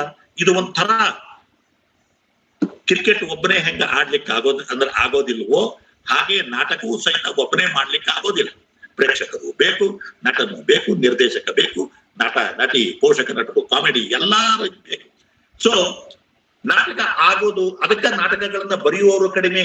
ಯು ಟೇಕ್ ಈವನ್ ನಾವು ನಮ್ಮಲ್ಲಿ ತಿರುಗಾಮರಿಗೆ ಎಷ್ಟು ಜನ ನಾಟಕ ಬರೀತಾರ್ರಿ, ಎಷ್ಟು ಜನ ಬರ್ತಾರೆ. ಮತ್ತೆ ಅದೇ ಹೆಸರು, ಗಿರೀಶ್ ಕಾರ್ನಾಡು, ಕಂಬಾರು, ಅವರು ಇವರು, ದಾಶರಥಿ ದೀಕ್ಷಿತ್, ಕೆ ಗುಂಡಣ್ಣ, ಕೂಲಿ ಶೇಖರ್, ಹಿಂಗ ಒಂದು ಅಬಬಬ ಅಂದ್ರೆ 10, 15, 20 ಜನ ದಂಡಿಯಾಗಿ ನಾಟಕಗಳನ್ನ ಬರೆಯುವವರು ಇದ್ದಾರೆ. ಯಾಕಿಲ್ಲ ಅಂದ್ರೆ ಈ ಟೀಮ್ ವರ್ಕ್ ಬೇಕಾಗ್ತದೆ. ನಿನ್ನ ಯಶಸ್ಸು ಬರೀ ನಿನ್ನ ಯಶಸ್ಸಲ್ಲ, ಸಾಹಿತ್ಯ ಕೃತಿಯ ಯಶಸ್ಸು ಅನಿಸ್ಕೊಳ್ಳೋದು ರಂಗಕೃತಿಯ ಯಶಸ್ಸಿನ ಮೇಲೆ ಇರ್ತದೆ. ಇದು ಯಾರು ಮರಿಬಾರದು. ಅದಕ್ಕಾಗಿ ಸಂಘಟನೆ ಒಂದು ರಂಗಭೂಮಿಗಾಗಿ ಒಂದು ನಾಟಕ, ಒಂದು ಸಾಹಿತ್ಯದ ಟ್ರಾನ್ಸ್ಫಾರ್ಮೇಶನ್, ಅದರದೊಂದು ಮೆಟಮಾರ್ಫೋಸಿಸ್ ಇದ್ದಂಗೆ ಅದು ಒಂಥರ ಅದಕ್ಕೆ ಬೇಕಾಗ್ತದೆ. ಇಲ್ದಿದ್ರೆ ಅದು ಆಗೋದಿಲ್ಲ. ಒಂದು ಹೇಳ್ಬೇಕಾ, ಸಾಹಿತ್ಯ ಅಂದ್ರೆ ಒಂದು ಕೋರಿ ಹುಳ ಅಂತ ನೀವು ತಿಳ್ಕೊಂಡ್ರೆ ಅದನ್ನ ನಾಟಕದ ಸಾಹಿತ್ಯ ಪ್ರಕಾರವಾಗಿ ಅದು ತನ್ನ ಸುತ್ತಲೂ ಒಂದು ಹೊಟ್ಟದ ನೂಲನ್ನ ನೇಯಿಟ್ಟು ಒಂದು ಕೋಶದಲ್ಲಿ ಆರಾಮಾಗಿ ಬೆಚ್ಚಗೆ ಇದ್ದು ಅದನ್ನ ಜಡಪಡಿಸ್ಕೊಂಡು ಹೊರಟು ಬಂದಾಗ ಅದು ಒಂದು ಪತಂಗವಾಗಿ ಚಿಟ್ಟೆಯಾಗಿ ಹೇಗೆ ಪರಿವರ್ತನವಾಗ್ತದೋ ಹಾಗೆ ನಾಟಕದ ಯಶಸ್ಸು ಸಹಿತ ಅಂತ ಇದು ನನ್ನ ಭಾವನೆ. ನಾನು ಸಾಹಿತಿ ಅಲ್ಲ. ಇದು ಇನ್ನೊಂದು ಮಾತು ನಾನು ಹೇಳಬೇಕು. ನನ್ನ ಪರಿಚಯ ಮಾಡಬೇಕಾದ್ರೆ ಹೇಳಿದ್ರು ವಿಜ್ಞಾನದ ಬಗ್ಗೆ, ತಂತ್ರಜ್ಞಾನದ ಬಗ್ಗೆ, ನಾನು ಇಂಜಿನಿಯರಿಂಗ್ ಶಿಕ್ಷಣ ಸಂಸ್ಥೆಯ ಪ್ರಾಚಾರ್ಯನಾಗಿ ರಿಟೈರ್ ಆದದ್ದು. ಇದು ಬೇರೆ ಬೇರೆ ಎಲ್ಲಾ ಕೆಲಸಗಳನ್ನ ಮಾಡ್ತಾ ನಾಟಕವನ್ನ ಮಾಡ್ತಾ ಸುಮಾರು 45 ವರ್ಷಗಳಿಗಿಂತ ಹೆಚ್ಚಿಗೆ ನಾನು ಈ ರಂಗಭೂಮಿಯಲ್ಲಿ ಈಗ ಇದ್ದವ. ಅದೇ ಭಾರತೀಯನ್ನ ಹುಟ್ಟು ಹಾಕಿಯೇ 40 ವರ್ಷಗಳು ಆದವು. ನಾನು ಸಂಸ್ಥಾಪಕ ಸದಸ್ಯ. ಈಗ ಎಲ್ಲಾ ಹಿರಿಯರು ಏನಂತಾರ ಅದಕ್ಕೆ ಇದ್ದವರು ಅವರು ಇವತ್ತು ನಮ್ಮ ಜೊತೆ ಇಲ್ದಾಗ ನಾನು ಅಧ್ಯಕ್ಷನಾಗುವಂತ ಒಂದು ಪರಿಸ್ಥಿತಿ ಬಂತು. ನಂತರ ನಾನು ಯಾಕೆ ಈ ಮಾತು ಹೇಳಿದೆ ಅಂದ್ರೆ, ಗಂಡು ಹೆಣ್ಣು, ಅಧಿಕಾರ, ದಾಹ, ರೂಪ, ವ್ಯಾಪಾರ, ವಹಿವಾಟ ಸಂಬಂಧಗಳು ಇವತ್ತು ಒಂದು ಎಂಟರ್ಟೈನ್ಮೆಂಟ್ ವ್ಯಾಲ್ಯೂ ಇದ್ದದ್ದು, ಮನರಂಜನೆ. At the same time they communicate some messages. ಅದು ಇಂಪಾರ್ಟೆಂಟ್. ಇದು ನಾಟಕದಲ್ಲಿ ಎಲ್ಲಾ ಕಡೆ ಇದ್ದದ್ದು. ಇವತ್ತು ನೀವು ಒಂದು ಕಮರ್ಷಿಯಲ್ ಸಿನಿಮಾದಾಗ ಏನೆಲ್ಲ ಮಸಾಲೆಗಳನ್ನ ನೋಡ್ತಿರಲ್ಲ, ಒಂದಿಷ್ಟು ಐಟಮ್ ಸಾಂಗು, ಒಂದಿಷ್ಟು ಫೈಟ್ ಸೀಕ್ವೆನ್ಸು, ಹೀರೋ ಹೀರೋಯಿನ್ ಕೂಡೋದು, ಆ ಘರ್ಷಣೆಗಳು, ಬ್ಯಾಡ್ ಅನ್ನೋದು, ಇವೆಲ್ಲ ಮಸಾಲೆಗಳು ಏನೆಲ್ಲ ಇರ್ತಾವಲ್ಲ, ಆ ಎಲ್ಲಾ ರೀತಿಯ ಮಸಾಲೆಗಳು ಕಾಲಘಟ್ಟಕ್ಕೆ ತಕ್ಕಂತೆ ಬದಲಾಗುತ್ತಾ ಇವೆ. ಈ ಮಸಾಲೆಗಳು ಶೇಕ್ಸ್ಪಿಯರ್ನ ಟೈಮ್ಗೂ ಇದ್ದವು ಸ್ವಾಮಿ. ಅದಕ್ಕಾಗಿ ಗ್ಲೋಬ್ ಥಿಯೇಟರ್ ತುಂಬಿರುತ್ತಿತ್ತು. ಯಾಕೆ ಶೇಕ್ಸ್ಪಿಯರ್ ಫೇಮಸ್ ಆದ ಅಂದ್ರೆ, ಪ್ರೇಕ್ಷಕರು ಟಿಕೆಟ್ ಕೊಂಡು ನಾಟಕ ನೋಡ್ಲಿಕ್ಕೆ ಬಂದ್ರು. ಅವ ಬಡತನದಿಂದಾಗಿ ಮದುವೆ ಮಾಡಿಕೊಂಡ ನಂತರ ಅಪ್ಪನ ಸಂಸಾರ, ತನ್ನ ಸಂಸಾರ ನಡೀಲಿಕ್ಕೆ ಆಗದೆ ಲಂಡನ್ ನಗರಕ್ಕೆ ಬಂದು ಏನಾದರೂ ಹೊಸಾದು ಮಾಡಬೇಕು ಅಂದಾಗ ಹೊಡೆದದ್ದು ನಾಟಕ ಬರೆದ್ರೆ ಹೆಂಗ ಅಂತ. ಹೀಗಾಗಿ ಅವನು ಎಲ್ಲಾ ತರದ ಕೆಲಸಗಳನ್ನ ರಂಗಭೂಮಿಯಲ್ಲಿ ಮಾಡ್ತಾ 20 ವರ್ಷಗಳಲ್ಲಿ ಸುಮಾರು 37 ನಾಟಕಗಳನ್ನ ಬರೆದು ಜಗತ್ ಪ್ರಸಿದ್ಧನಾದ. ಈಗ ಈ ಮನರಂಜನೆ, ಹಾಸ್ಯ ಮತ್ತು ಹೆಣಗಳು, ಹಿಂಸೆ, ಭಿನ್ನ, ಕ್ರೌರ್ಯ ಇವೆಲ್ಲವೂ ಇವೆ. ಒಂಥರ ಎನಿ ಫಿಲ್ಮ್ ಅಂತ ನಾನು ಹೇಳ್ದಲ್ಲ, ಇವೆಲ್ಲ ಇರ್ತದೆ. ಬಟ್ಟಿ ಇಳಿಸಿದ ಕೋಟಗಳು ಅಂದ್ರ ಒಂದೊಂದು ಇಲ್ಲಿ ಉಕ್ತಿ ಅಂತ ನಾವೇನ್ ಹೇಳ್ತೀವೋ, ಡೈಲಾಗ್, ಪಂಚಿಂಗ್ ಡೈಲಾಗ್, ಇಡೀ ನಾಟಕದ ಮತ್ತು ಪಾತ್ರದ ಸರ್ವಸ್ವವನ್ನು ಹೇಳುವುದು. ಈಗ to be or not to be, that is the question. ಈ to be or not to be, that's the question ಅಂತ ಅದಲ್ಲ. ಇದು ಎಷ್ಟು ಪಾಪ್ಯುಲರ್ ಆಗಿದೆ. ನಾನು ಇಷ್ಟು ಹೇಳಿದಾಗ ನಿಮಗೆ ಯಾವ ನಾಟಕ ಏನು ಅಂತ ಹೇಳೋ ಕಾರಣವೇ ಇಲ್ಲ. ಈ ದ್ವಂದ್ವದ ಒಂದಿಷ್ಟು ಸನ್ನಿವೇಶಗಳನ್ನ ನಿರ್ಮಿಸುವುದು ಏನದಲ್ಲ, ಶೇಕ್ಸ್ಪಿಯರ್ಗೆ ಇದ್ದಂತ ಒಂದು ಸೂತ್ರವಾಗಿತ್ತು. ಮುಸ್ಲಿಂ ಆಡಳಿತದಲ್ಲಿ ನಾಟಕ, ಮನರಂಜನೆ, ಸಂಗೀತ, ನೃತ್ಯದ ಓವರ್ಟೇಕ್ ಮಾಡಿ ನಾಟಕ ಬದಿಗೆ ಸರಿದಿತ್ತು ನಮ್ಮ ಇಂಡಿಯಾದ ಪರಿಸ್ಥಿತಿಯನ್ನು. ಯಾವಾಗ ಸುಮಾರು ಮೊಘಲರು ಬಂದ್ರು 16ನೇ ಶತಮಾನ, ಅವನ್ನೆಲ್ಲ ನೋಡ್ಕೊಂಡು ಇತಿಹಾಸಗಳು, ಅವರು ಯಾವಾಗ ನಮ್ಮಲ್ಲಿ ಹೆಚ್ಚು ಪ್ರಭುತ್ವವನ್ನು ಸ್ಥಾಪಿಸ್ತಾ ಇದ್ರು, ಆವಾಗ ನಾಟಕ, ಮನರಂಜನೆ, ನಿಮಗೂ ಗೊತ್ತಿದ್ದಂತೆ ಕೆಲವು ಧರ್ಮಗಳಲ್ಲಿ ಅಷ್ಟೊಂದು ಅದಕ್ಕೆ ವ್ಯಾಪಕವಾದಂತ ಬೆಂಬಲ ಇರೋದಿಲ್ಲ. ಅದಕ್ಕಾಗಿ ನಾಟಕ ಬದಿಗೆ ಸರಿದು ನಮ್ಮ ಭಾರತೀಯ ನಾಟಕಗಳು.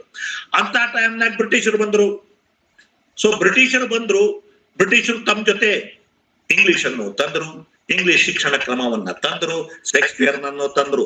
ಶೇಕ್ಸ್ಪಿಯರ್ನ ನಾಟಕಗಳು ಆವಾಗ ನಮ್ಮ ಭಾರತೀಯರಿಗೆ ಮತ್ತೆ ಹಳೆಯ ನಾಟಕಗಳ ಎಲ್ಲಾ ಪರಂಪರೆಗಳನ್ನ ನೆನಪು ಮಾಡ್ತು. ಮತ್ತೆ ನಾಟಕ ಶುರುವಾಯಿತು. ಶೇಕ್ಸ್ಪಿಯರ್ ಬಂದದ್ದು ಪುನರುಜ್ಜೀವನಗೊಳಿಸಲಿಕ್ಕೆ, ಆ ನಾಟಕದ ರಂಗಭೂಮಿಯ ಜೀವನವನ್ನ, ಭಾರತೀಯ ರಂಗಭೂಮಿಯನ್ನ ಪುನರುಜ್ಜೀವನಗೊಳಿಸ್ಲಿಕ್ಕೆ ಬಂದ ಅಂತ ನನ್ನ ಕಲ್ಪನೆ. ಯಾಕಂದ್ರ ಅದಕ್ಕಿಂತ ಮುಂಚೆ ಇದ್ದಿದ್ದೇನು ಅಂತ ಕೇಳಬಾರ್ದು. ಕೇಳಿದ್ರೆ ಇತ್ತು. ಏನಿತ್ತು? ದೇವರನ್ನ, ಶ್ರೀಕೃಷ್ಣ, ರಾಮಚಂದ್ರ, ಹನುಮಂತ, ಈ ಇತ್ಯಾದಿ ಪುರಾಣದ ಕಥೆಗಳನ್ನ ಮಾತ್ರ ನಾವು ಮಾಡ್ತಿದ್ವಿ. ಈ ದಕ್ಷಿಣ ಕನ್ನಡಕ್ಕೆ ಹೋದರೆ ಯಕ್ಷಗಾನ ಪ್ರಸಂಗಗಳು ಆವಾಗೂ ಆಗ್ತಿದ್ವು.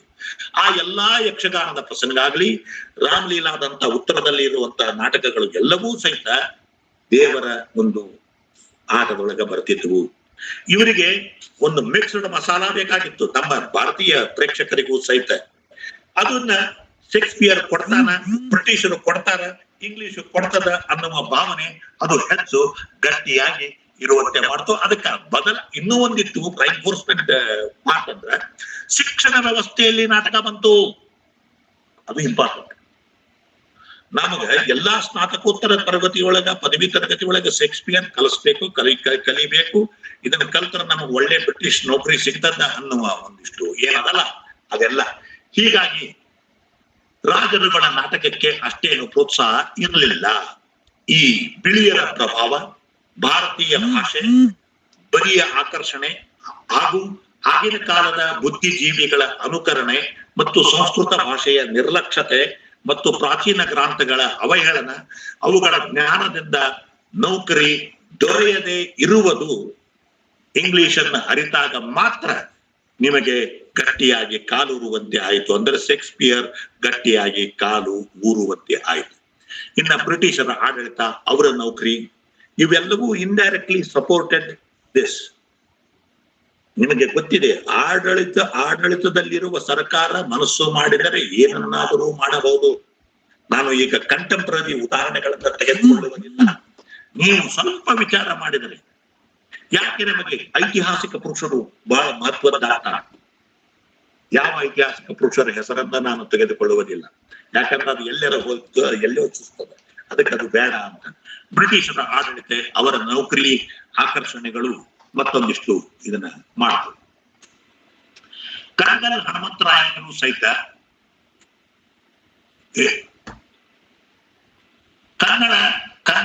ಕನ್ನಡದಲ್ಲಿ ಶೇಕ್ಸ್ಪಿಯರ್ ಅನ್ನೋದು ನನ್ನ ಇನ್ನೊಂದು ಸ್ಲೈಡ್.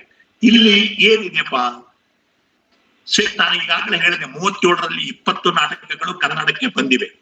ಶೇಕ್ಸ್ಪಿಯರಿಗೆ ಪ್ಯಾರಲ್ ಆಗಿ ನಿಂತಬಲ್ಲವರು ಕಣಗಲ್ ಹನುಮಂತರಾಯರು. ಬಹುಶಃ ನನಗೆ ಗೊತ್ತಿಲ್ಲ, ದಕ್ಷಿಣ ಕರ್ನಾಟಕದ ಎಷ್ಟು ಜನರಿಗೆ ಕಣಗಲ್ ಹನುಮಂತರಾಯರು ಗೊತ್ತಿದ್ದಾರೋ ಇಲ್ಲೋ ಗೊತ್ತಿಲ್ಲ. ಗೊತ್ತಿದ್ರೆ ಒಳ್ಳೇದೇ. ಕಣಗಲ್ ಹನುಮಂತರಾಯರು ಇಲ್ಲೇ ನಮ್ಮ ಬಾಗಲಕೋಟೆ ಹತ್ರ ಇರೋ ಇವರು 37 ನಾಟಕಗಳನ್ನ ಇನ್ಸಿಡೆಂಟ್ಲಿ ಬರೆದರು. ಅಂದ್ರೆ ಇವರಿಗೆ ಕನ್ನಡದ ಶೇಕ್ಸ್ಪಿಯರ್ ಅಂತ ಫಸ್ಟ್ ಬಿರುದು ಕೊಟ್ರು ನಮ್ಮವರೆಲ್ಲ ಅವಾಗ ಆ ಕಾಲದಲ್ಲಿ. ಅವೆಲ್ಲ ಒಂದು ರೀತಿಯಿಂದ ಸ್ಫೂರ್ತಿ ಪಡೆದವುಗಳೇ ಶೇಕ್ಸ್ಪಿಯರ್ನಿಂದ. ಯಾವ್ಯಾವ ನಾಟಕ ಏನು ಅನ್ನೋದು ನನ್ನ ಬಿಬ್ಲಿಯೋಗ್ರಫಿ ಮೊದಲಿನ 3 ಸ್ಲೈಡ್ಗಳಲ್ಲಿ ಇದೆ. ಅದನ್ನ ನಾನು ಆಕರ ಗ್ರಂಥವಾಗಿ ತೆಗೆದುಕೊಂಡದ್ದು ರಾಯ ಧಾರವಾಡಕರ್ ಅವರು ಒಂದು ಬರೆದಂತ ಲೇಖನ. ಅದರದ್ದು ಒಂದು 3 ಪುಟಗಳನ್ನ ನನಗ ನನ್ನ ಮಿತ್ರರಾದಂತ ಹರ್ಷ ಡಂಬಳ್ ಅವರು ಕೊಟ್ರು. ಆವಾಗ ನಾನು ಏನು ಟ್ಯಾಲಿ ಮಾಡಿದ್ದೆ, ಬೇರೆ ಬೇರೆದವರ ಜೊತೆ ಚರ್ಚೆಯನ್ನ ಮಾಡಿ, ಯಾಕಂದ್ರೆ ನಾವ್ಯಾರು ಆ ಸಮಯಕ್ಕೆ ಇರ್ಲಿಲ್ಲ. ನಮ್ಮ ಇಂಜಿನಿಯರಿಂಗ್ ಸ್ಟಡಿ ಒಳಗೆ ಇದೆಲ್ಲ ಬರೋದಿಲ್ಲ. ಅದಕ್ಕಾಗಿ ಏನೆಲ್ಲ ಮಾಡಬಹುದು ಅಂದಾಗ ದೇಶೀಯ ನೆಲೆಗಟ್ಟಿನಲ್ಲಿ ಕಣಗಲ್ ಹನುಮಂತರಾಯರು 37 ನಾಟಕಗಳನ್ನ ಬರೆದರು. ಅವರು ಸಹಿತ ಕಂಪನಿ ಕಟ್ಟಿದ್ರು, ನಾಟಕ ಬರೆದ್ರು, ಮಾಡಿಸಿದರು. ಶೇಕ್ಸ್ಪಿಯರ್ ನಾಟಕಗಳು ಮುಖ್ಯವಾಗಿ ಹವ್ಯಾಸಿಗೆ ತಯಾರಿ ಆದವು, ಆದರೆ ಕಂಪನಿ ನಾಟಕಗಳ ಪರಿಧಿಯಲ್ಲಿಯೂ ಪ್ರದರ್ಶಿಸಲ್ಪಟ್ಟವು. ಆಗಿನ ಪ್ರೇಕ್ಷಕರಿಗೆ ಅವೇ ಮೂಲ ಟೈಟಲ್ಸ್ಗಳು ಅರ್ಥವಾಗಿರಲಿಕ್ಕಿಲ್ಲ. ಜೂಲಿಯಸ್ ಸೀಸರ್ ಯಾವ ರೀತಿ ಬರ್ತದೆ ಸರ್? ಮ್ಯಾಕ್ಬೆತ್, ಹ್ಯಾಮ್ಲೆಟ್, ನಂತರ ಈ ಬೇರೆ ಬೇರೆ ಏನು ರೋಮಿಯೋ ಜೂಲಿಯಟ್ ಅಂದ್ರೆ ನಮ್ಮ ಬನಶಂಕರಿ ಜಾತ್ರೆ ಅವ್ರಿಗೆ ಬರೋ ತಿಳಿಯೋದಲ್ಲ. ಅದಕ್ಕ ರಾಮವರ್ಮ ಲೀಲಾವತಿ, ಪ್ರಣಯ ಪ್ರಸಂಗ, ಪ್ರೇಮ ಪ್ರಸಂಗ, ಹೀಗೇನಾದ್ರೂ ಮಾಡಬೇಕು. ಹಾಗೆ ಎಲ್ಲಾ ಟೈಟಲ್ಗಳು ಅರ್ಥವಾಗ್ಲಿಕ್ಕಿಲ್ಲ, ಆಕರ್ಷಣೆ ಆಗಲಿಕ್ಕಿಲ್ಲ ಅನ್ನೋ ಕಾರಣಗಳಿಗಾಗಿ ರೂಪಾಂತರವನ್ನ ಶೇಕ್ಸ್ಪಿಯರ್ ನಾಟಕಗಳು ಹೊಂದಿದ್ದು ಅಂತ ನನಗೆ ಅನಿಸ್ತದೆ. ಆಮೇಲೆ ಸ್ವಾತಂತ್ರ್ಯದ ನಂತರ ಅಂದ್ರೆ 47ರ ನಂತರ ನೀನಾಸಂ, ವಾಸುದೇವ ವಿನೋದಿನಿ ನಾಟಕ ಮಂಡಳ, ರಂಗಾಯಣ, ಮೈಸೂರು ಮಾತ್ರ ತಿರುಗಾಟಗಳ ಮತ್ತು ನಾಟಕಗಳ ಮೂಲಕ ಶೇಕ್ಸ್ಪಿಯರ್ ನನ್ನ ತಮ್ಮ ಕ್ಯಾಂಪಸ್ಗಳಲ್ಲಿ ಜೀವಂತವಾಗಿಟ್ಟು ಸಾಧಾರಣ ನೀನಾಸಂದವರೇ ಒಂದು 10 ನಾಟಕಗಳನ್ನ ಮಾಡಿದ್ದಾರೆ. ಆಮೇಲೆ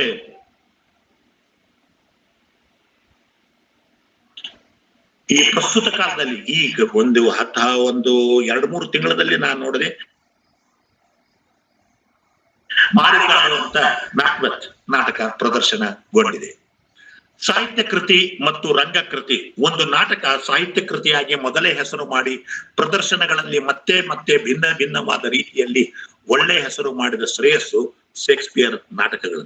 ಈ ಉದಾಹರಣೆಗೆ ನಂದ ಭೂಪತಿ ಇದೆ ನಾನು ಹೇಳೋದು. ನಂದ ಭೂಪತಿ ನಾಟಕ ಸಾಹಿತ್ಯ ಕೃತಿಯಾಗಿ ಬಹಳ ದಿವಸ ಆದ ನಂತರ ಬಂತು, ಆದರೆ ಮೊದಲು ಬಂದದ್ದು ಸ್ಟೇಜ್ ಮೇಲೆ. ಅದೇ ರೀತಿ ಹ್ಯಾಮ್ಲೆಟ್ ನಾಟಕ, ಓಥೆಲೋ ಅದು ಬೆಂಗಳೂರು ಬಿಟ್ಟು ಹೆಚ್ಚು ಬರಲಿಲ್ಲ. ಓಥೆಲೋನ್ನ ನೀನಾಸಂದವರು ಮಾಡಿದ್ರು. ಬ್ರೆಕ್ಟನ ಉಸ್ತುವಾರಿಯಲ್ಲಿ ಶೇಕ್ಸ್ಪಿಯರ್ನಿಗೆ ನಮನ ಅನ್ನೋದು ಒಂದು ಕಾರ್ಯಕ್ರಮವಾಗಿತ್ತು. ಆ ನಾಟಕ ಮೈಸೂರು ರಂಗಾಯಣದ ಬಿಟ್ಟು ಹೊರಗೆ ಬರಲಿಲ್ಲ. ಅದೇ ರೀತಿ ದಿಲ್ಲಿಯಲ್ಲಿಯೂ ಸಹಿತ ಒಂದು ಶೇಕ್ಸ್ಪಿಯರ್ಗೆ ನಮನ ಆಗಿತ್ತು ಅನ್ನೋದು ನನಗೆ ಓದಿದ್ದ ನೆನಪಿದೆ. ಆದರೆ ಯಾವಾಗ ಏನು ಎಲ್ಲ ಹೆಚ್ಚು ವಿವರಗಳು ನಾನು ಎಷ್ಟೇ ಪ್ರಯತ್ನ ಪಟ್ಟರೂ ಸಿಗಲಿಲ್ಲ. ನಮ್ಮಲ್ಲಿ ಈಗ ಗೂಗಲ್ಗೆ ಹೋದರೆ ಎಲ್ಲ ಸಿಗ್ತದ ಅಂತ. ಗೂಗಲ್ಗೆ ಹೋಗೋದು ಹೇಗೆ ಸ್ವಾಮಿ? ನೀವು ಕೊಟ್ರಲ್ಲ ಗೂಗಲ್ಗೆ ಹೋಗೋದು, ಅಥವಾ ಗೂಗಲ್ನವರು ಏನಾದ್ರೂ ತಗೋಬೇಕು ಅಂತಂದ್ರೆ ಇದೊಂಥರ ಯೂಟ್ಯೂಬ್ನ ಹಿಟ್ಸ್ ಗಳ ಮೇಲೆ ಇದ್ದಂತೆ. ಯಾರ್ಯಾರು ಎಷ್ಟೆಷ್ಟು ವಿಷಯಗಳನ್ನ ಚರ್ಚೆ ಮಾಡ್ತಾರೋ ಅವು ಸಾವಕಾಶವಾಗಿ ಗೂಗಲ್ ಅನ್ನ ಪ್ರವೇಶಿಸ್ತಾವೆ. ಇದೆ ನಾನು ಈಗಾಗಲೇ ಹೇಳಿದ್ದೇನೆ, ಡೆಪ್ಯೂಟಿ ಚನ್ನಬಸಪ್ಪನವರು ನಗದವರನ್ನ ನಗಿಸಿ ಅನ್ನೋ ಕಥೆಯನ್ನ 1895 ಸುಮಾರೇ ಇದನ್ನ ಬರೆದಿದ್ರು. ಆಮೇಲೆ ಇನ್ನೊಂದು ಪ್ರಯೋಗ ಆಯ್ತು, ಇಕ್ಬಾಲ್ ಅಹ್ಮದ್ ಹ್ಯಾಮ್ಲೆಟ್ ಪ್ರಯೋಗವನ್ನ ಮಾಡಿದ್ರು. ಇಡೀ ನಾಟಕವನ್ನ ಹ್ಯಾಮ್ಲೆಟ್ ಅನ್ನ ಒಬ್ಬನೇ ಪಾತ್ರಕ್ಕೆ ತಂದು ಹಚ್ಚಿದ್ರು. ಇದು ಒಂದು ಹೊಸ ಪ್ರಯೋಗ. ನಾನು ಯಾಕೆ ತಗೊಂಡೆ ಇಕ್ಬಾಲ್ ಅಹ್ಮದ್ ಅಂದ್ರೆ ಅದಕ್ಕೆ ಮನಸ್ಸು ಮಾಡಿದರೆ ಬೇಕಾದ ಮಾಡಬಹುದು. ಇದನ್ನ ತಿಳಿದವರು ಹೇಳಬೇಕು. ಈಗ ಡಾಕ್ಟರ್ ಬಸವರಾಜ್ ಡೋಣೂರ್ ಅವರು ನಮಗೊಂದು ಮಾಡಿಕೊಟ್ಟಾರ. ಅಂದ್ರೆ ಇಡೀ ಶೇಕ್ಸ್ಪಿಯರ್ ಅನ್ನೇ ಒಂದು ಬಯೋಪಿಕ್ ಆಗಿ ನಮಗೆ ಮಾಡಿಕೊಟ್ಟಾರ. ನಾವು ಯಾವಾಗ ಮಾಡ್ತೀವೋ ನೋಡ್ಬೇಕು, ಅದನ್ನ ಮಾಡಬೇಕು ಅನ್ನೋದು ಛಲ ಜಾಸ್ತಿ ಇದೆ. ಈಗ ಈ ಕೊರೋನಾ ಅವಧಿಯಲ್ಲಿ ಇದು ಮಾಡ್ಲಿಕ್ಕೆ ಇನ್ನೂ ಈಸಿ ಆಗಬಹುದು ಅಂತ ನಾನು ತಿಳ್ಕೊಂಡಿನಿ. ಇಕ್ಬಾಲ್ ಅಹ್ಮದನ ಹ್ಯಾಮ್ಲೆಟ್ ಪ್ರಯೋಗ ಅದು ಅವರವರ ನಿರ್ದೇಶಕರ ಒಂದು ಪಟ್ಟುಗಳ ಮೇಲೆ, ಪ್ರತಿಯೊಬ್ಬ ನಿರ್ದೇಶಕರಿಗೆ ಒಂದು ಸ್ಟೈಲ್ ಇರ್ತದೆ. ಹಾಗೆ ಇಕ್ಬಾಲ್ ಅಹ್ಮದ್ ಒಂದು ಸ್ಟೈಲೈಸ್ಡ್ ಪ್ರಯೋಗವನ್ನ ಸುಮಾರು 1.5 ತಾಸುಗಳ ಕಾಲ ಅದು ಸಾಕಷ್ಟು ಜನಪ್ರಿಯತೆಯನ್ನ ಗಳಿಸಿದೆ. ಆಮೇಲೆ ಇನ್ನೊಂದು ಮರಾಠಿಯಲ್ಲಿ ಗಗನಭೇದಿ ನಾಟಕ. ಈ ಗಗನಭೇದಿ ನಾಟಕದಲ್ಲಿ ನಾನು ಯಾಕೆ ಹೇಳಬೇಕು, ಕನ್ನಡಕ್ಕೆ ಶೇಕ್ಸ್ಪಿಯರ್ ಅಂದ್ವಿ, ಆದರೆ ನಾನ್ ತರೋದಕ್ಕೆ ಇಲ್ಲಿ ಉದ್ದೇಶ ಇದೆ. ಈ ಗಗನಭೇದಿ ನಾಟಕ ಹ್ಯಾಮ್ಲೆಟ್, ಮ್ಯಾಕ್ಬೆತ್, ಲಿಯರ್ ಮಹಾರಾಜ ಮೂರೂ ಸೇರಿಸಿ ಒಂದು ಔದ್ಯೋಗಿಕ ಕುಟುಂಬದ ಚೌಕಟ್ಟಿನಲ್ಲಿ ಸೇರಿಸಿ ಮಾಡಿದಂತ ಒಂದು ಹೊಸ ಪ್ರಯತ್ನವಾಗಿತ್ತು. ಹ್ಯಾಮ್ಲೆಟ್ಟಿನ ರಾಜಕುಮಾರ, ಮ್ಯಾಕ್ಬೆತ್ತಿನ ರಾಜ ಮತ್ತು ಲೇಡಿ ಮ್ಯಾಕ್ಬೆತ್ ಒಳಸಂಚುಗಳು. ಆ ಔದ್ಯೋಗಿಕ ಕಾರ್ಖಾನೆಯಲ್ಲಿ, ಉದ್ದಿಮೆಯ ಒಂದು ಕ್ಷೇತ್ರದಲ್ಲಿ ಏನೆಲ್ಲ ಕೊಲೆ ಅಥವಾ ಸಂಶಯಾಸ್ಪದವಾದಂತ ಸಾವುಗಳು ಹ್ಯಾಮ್ಲೆಟ್ ಅನ್ನು ಆವರಿಸ್ತಾವ. ಆಮೇಲೆ ಕೊನೆಗೆ ಇಷ್ಟೆಲ್ಲ ಮಾಡಿ ಕಾಂಕರ್ ಮಾಡಿದ್ದು ಮಕ್ಕಳಿಂದಾಗಿ ಅವನಿಗೆ ಹೇಗೆ ಏನೂ ಸಿಗೋದಿಲ್ಲ ಅನ್ನೋದು ಲಿಯರ್ ಮಹಾರಾಜನಾಗಿತ್ತು. ಇದು ಒಂದು ಹೊಸ ಪ್ರಯತ್ನವಾಗಿತ್ತು. ಇದನ್ನ ಮರಾಠಿಯಿಂದ ಹಿಂದಿಗೆ ಆಗಿತ್ತು. ಮರಾಠಿಯಿಂದ ಹಿಂದಿಗೆ ತಂದ್ರು. ಹಿಂದಿಯಿಂದ ಒಬ್ರು ರುಕ್ಮಿಣಿ ಪರ್ವತಿ ಅಂತ ಒಬ್ರು ಅನುವಾದ ಮಾಡಿದ್ರು. ಆದ್ರೆ ಅದು ಯಾಕೋ ಏನೋ ಅದು ಸ್ಟೇಜ್ ಆಗಲಿಲ್ಲ. ಯಾಕಾಗ್ಲಿಲ್ಲ ಅಂದ್ರ ಮತ್ತೆ ನಾವೇ ಅಂದ್ರೆ ಕಲಾವಿದರೇ ಕಾರಣ ಅಂತ ಒಮ್ಮೆ ಅನಿಸ್ತದೆ. ಈಗ ಇವೆಲ್ಲ ಹಿನ್ನೆಲೆಯಲ್ಲಿ ನಾನು ನಾಟಕಗಳ ಬಗ್ಗೆ, ಕನ್ನಡಕ್ಕೆ ಹೇಗೆ ಬಂದ, ಹೇಗೆ ಕಾಲು ಉರಿದ ಶೇಕ್ಸ್ಪಿಯರ್ ಅನ್ನೋದರ ಬಗ್ಗೆ ಹೇಳಿದೆ. ಮತ್ತು ಹಲವಾರು ನಾಟಕಗಳ ಒಂದಿಷ್ಟು ತಂಡಗಳ, ರಂಗಾಯಣದಿಂದ ಹಿಡ್ಕೊಂಡು, ಧಾರವಾಡದ ರಂಗಾಯಣ ಅಲ್ಲ, ಮೈಸೂರಿನ ರಂಗಾಯಣ, ಯಾಕಂದ್ರೆ ಅದು ಮೊದಲು ಬಂದಿತ್ತು. ಆಮೇಲೆ ಶಿವಮೊಗ್ಗ ರಂಗಾಯಣದವರು ಪ್ರಯತ್ನ ಮಾಡಿದ್ರು ಕೊರಿಯೋಲಸ್ ಸಲುವಾಗಿ. ನಂತರ ಗುಲ್ಬರ್ಗ ಅದು ಈಗ ಹೆಚ್ಚು ಕೆಲಸವನ್ನ ಮಾಡ್ತಾ ಇದೆ. ಹೀಗೆ ಬೇರೆ ಬೇರೆ ತಂಡಗಳೆಲ್ಲ ವರದಾಚಾರ್ಯ ಕಂಪನಿಯಿಂದ ಹಿಡಿದು ಕೆರೂರು ವಾಸುದೇವ್ ವಿನೋದಿನಿಯಿಂದ ಹಿಡಿದು ಎಲ್ಲಾ ಕಡೆ ನಾಟಕ ಪ್ರದರ್ಶನಗಳು ಸಾಕಷ್ಟು ಆಗಿವೆ. ನಾನು ಈ 20 ಭಾರತಕ್ಕೆ ಬಂದಂತ ನಾಟಕಗಳಲ್ಲಿ ಸುಮಾರು 3 ನಾಟಕಗಳನ್ನ ನೋಡಿದ್ದೇನೆ. ಮ್ಯಾಕ್ಬೆತ್, ಹ್ಯಾಮ್ಲೆಟ್, ಕಿಂಗ್ ಲಿಯರ್ ಮತ್ತು ಮಿಡ್ ಸಮರ್ ನೈಟ್ ಡ್ರೀಮ್ಸ್ ಇವುಗಳನ್ನ ನೋಡಿದ್ದೇನೆ. ಇನ್ನ ಪ್ರತಿ ರಂಗ ಕೃತಿ ಅದು ಬೇರೆ ಬೇರೆನೆ. ಒಂದು ನಾಟಕ ತಂಡ ಮಾಡಿದ ಹಾಗೆ ಇನ್ನೊಂದು ನಾಟಕ ತಂಡ ಮಾಡ್ತದೆ ಅಂತಿಲ್ಲ. ಈಗ ಬರ್ಮಂ 1 ಅಂತ ತಿಳ್ಕೊಂಡು ನಾನು BV ಕಾರಂತರ ಮ್ಯಾಕ್ಬೆತ್ ನಾಟಕ ನೋಡಿದೆ. ಅದೇ ಮಾರಿಕಾಡು ಕಂಬಾರದಾತು. ಆ ಬರ್ಮಂ 1ದಾಗ ಅವರು ಯಕ್ಷಗಾನದ ಮಟ್ಟುಗಳನ್ನೆಲ್ಲ ಉಪಯೋಗ ಮಾಡಿದ್ರು. ಈ ಯಕ್ಷಗಾನದ ಬ್ಲೆಂಡ್ ಕಾರಂತರ ಮಾತ್ರ ಮಾಡ್ಲಿಕ್ಕೆ ಸಾಧ್ಯ, ಉಳಿದವರಿಗೆಲ್ಲ ಹಂಗ ಅಷ್ಟು ಈಸಿ ಇಲ್ಲ. ಹೀಗಾಗಿ ಏನೆಲ್ಲ ಆಗ್ತದ ಅಂತಂದ್ರ ಇದೊಂಥರ ಚಾಲೆಂಜ್ ಅಂತ ತಗೊಂಡು ಮಾಡಬೇಕು. ನಮ್ಮ ವಿಶ್ವವಿದ್ಯಾನಿಲಯ ಕಾಲೇಜುಗಳಲ್ಲಿ ಇರುವಂತಹ ಎಲ್ಲಾ ಪ್ರೊಫೆಸರ್ಗಳು, ವಿದ್ಯಾರ್ಥಿಗಳು ಆಸಕ್ತಿಯನ್ನ ತೆಗೆದುಕೊಂಡು, ಯಾಕಂದ್ರೆ ಎಲ್ಲಿವರೆಗೆ ನಿಮಗೆ ಪ್ಯಾಷನ್ ಹುಟ್ಟೋದಿಲ್ಲೋ ಅಲ್ಲಿವರೆಗೆ ಆಗೋದಿಲ್ಲ. ಕೇವಲ ನೌಕರಿಗಾಗಿ ಅಂತ ಅಲ್ಲ ನಾನು ಹೇಳಿಕತ್ತದ್ದು, ಮಾಡಿದರೆ ಆಗ್ತದೆ. ಈಗ ಇಕ್ಬಾಲ್ ಮಾಡಿದಂತ ಪ್ರಯೋಗ ಇಡೀ ಹ್ಯಾಮ್ಲೆಟ್ ನಾಟಕನ ಒಂದೇ ಪಾತ್ರದ ಮೇಲೆ. ಬಸವರಾಜ್ ಡೋಣೂರ್ ಸಹಿತ ಅದನ್ನೇ ಆ ರೀತಿ ಮಾಡಿದ್ರು. ಈಗ ಮತ್ತೆ ಆಗಬಹುದು. ಯಾರು ಮಾಡಬಹುದು? ಯಾರಾದರೂ ಮಾಡಬಹುದು. ಅದಕ್ಕಾಗಿ ಮನಸ್ಸು ಬೇಕು. ಈಗ ವಿಲಿಯಂ ಶೇಕ್ಸ್ಪಿಯರ್ನ ಬಗ್ಗೆ ಧಾರವಾಡ ಕಟ್ಟೆ ಹೇಗೆ ಮಾಡ್ತಾ ಇದೆ, ಇಡೀ 1 ತಿಂಗಳ ಕಾಲ, ಏಪ್ರಿಲ್ 23 ಅವನ ಹುಟ್ಟಿದ್ದು ಮತ್ತು ತೀರಿಕೊಂಡದ್ದು ಅಂತ ಹೇಳ್ತಾರೆ.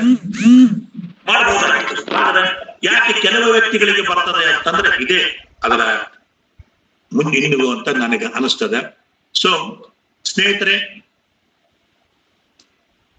ಈಗ ಇಲ್ಲಿಯವರೆಗೆ ನೀವು ನನಗೆ ತಿಳಿದ ರೀತಿಯೊಳಗ ನಾನು ಹೇಗೆ ಶೇಕ್ಸ್ಪಿಯರ್ ಕನ್ನಡಕ್ಕೆ ಬಂದ ಅನ್ನೋದರ ಬಗ್ಗೆ ಐತಿಹಾಸಿಕ ಹಿನ್ನೆಲೆಯಿಂದ ಹಿಡಿದು ಇಲ್ಲಿಯವರೆಗೆ ಏನೇನು ಇತ್ತು ಅನ್ನೋದನ್ನ ಹೇಳಿದೆ. ನಿಮಗೆ ಸಾಕಷ್ಟು ಪ್ರಶ್ನೆಗಳು ಇರಬಹುದು.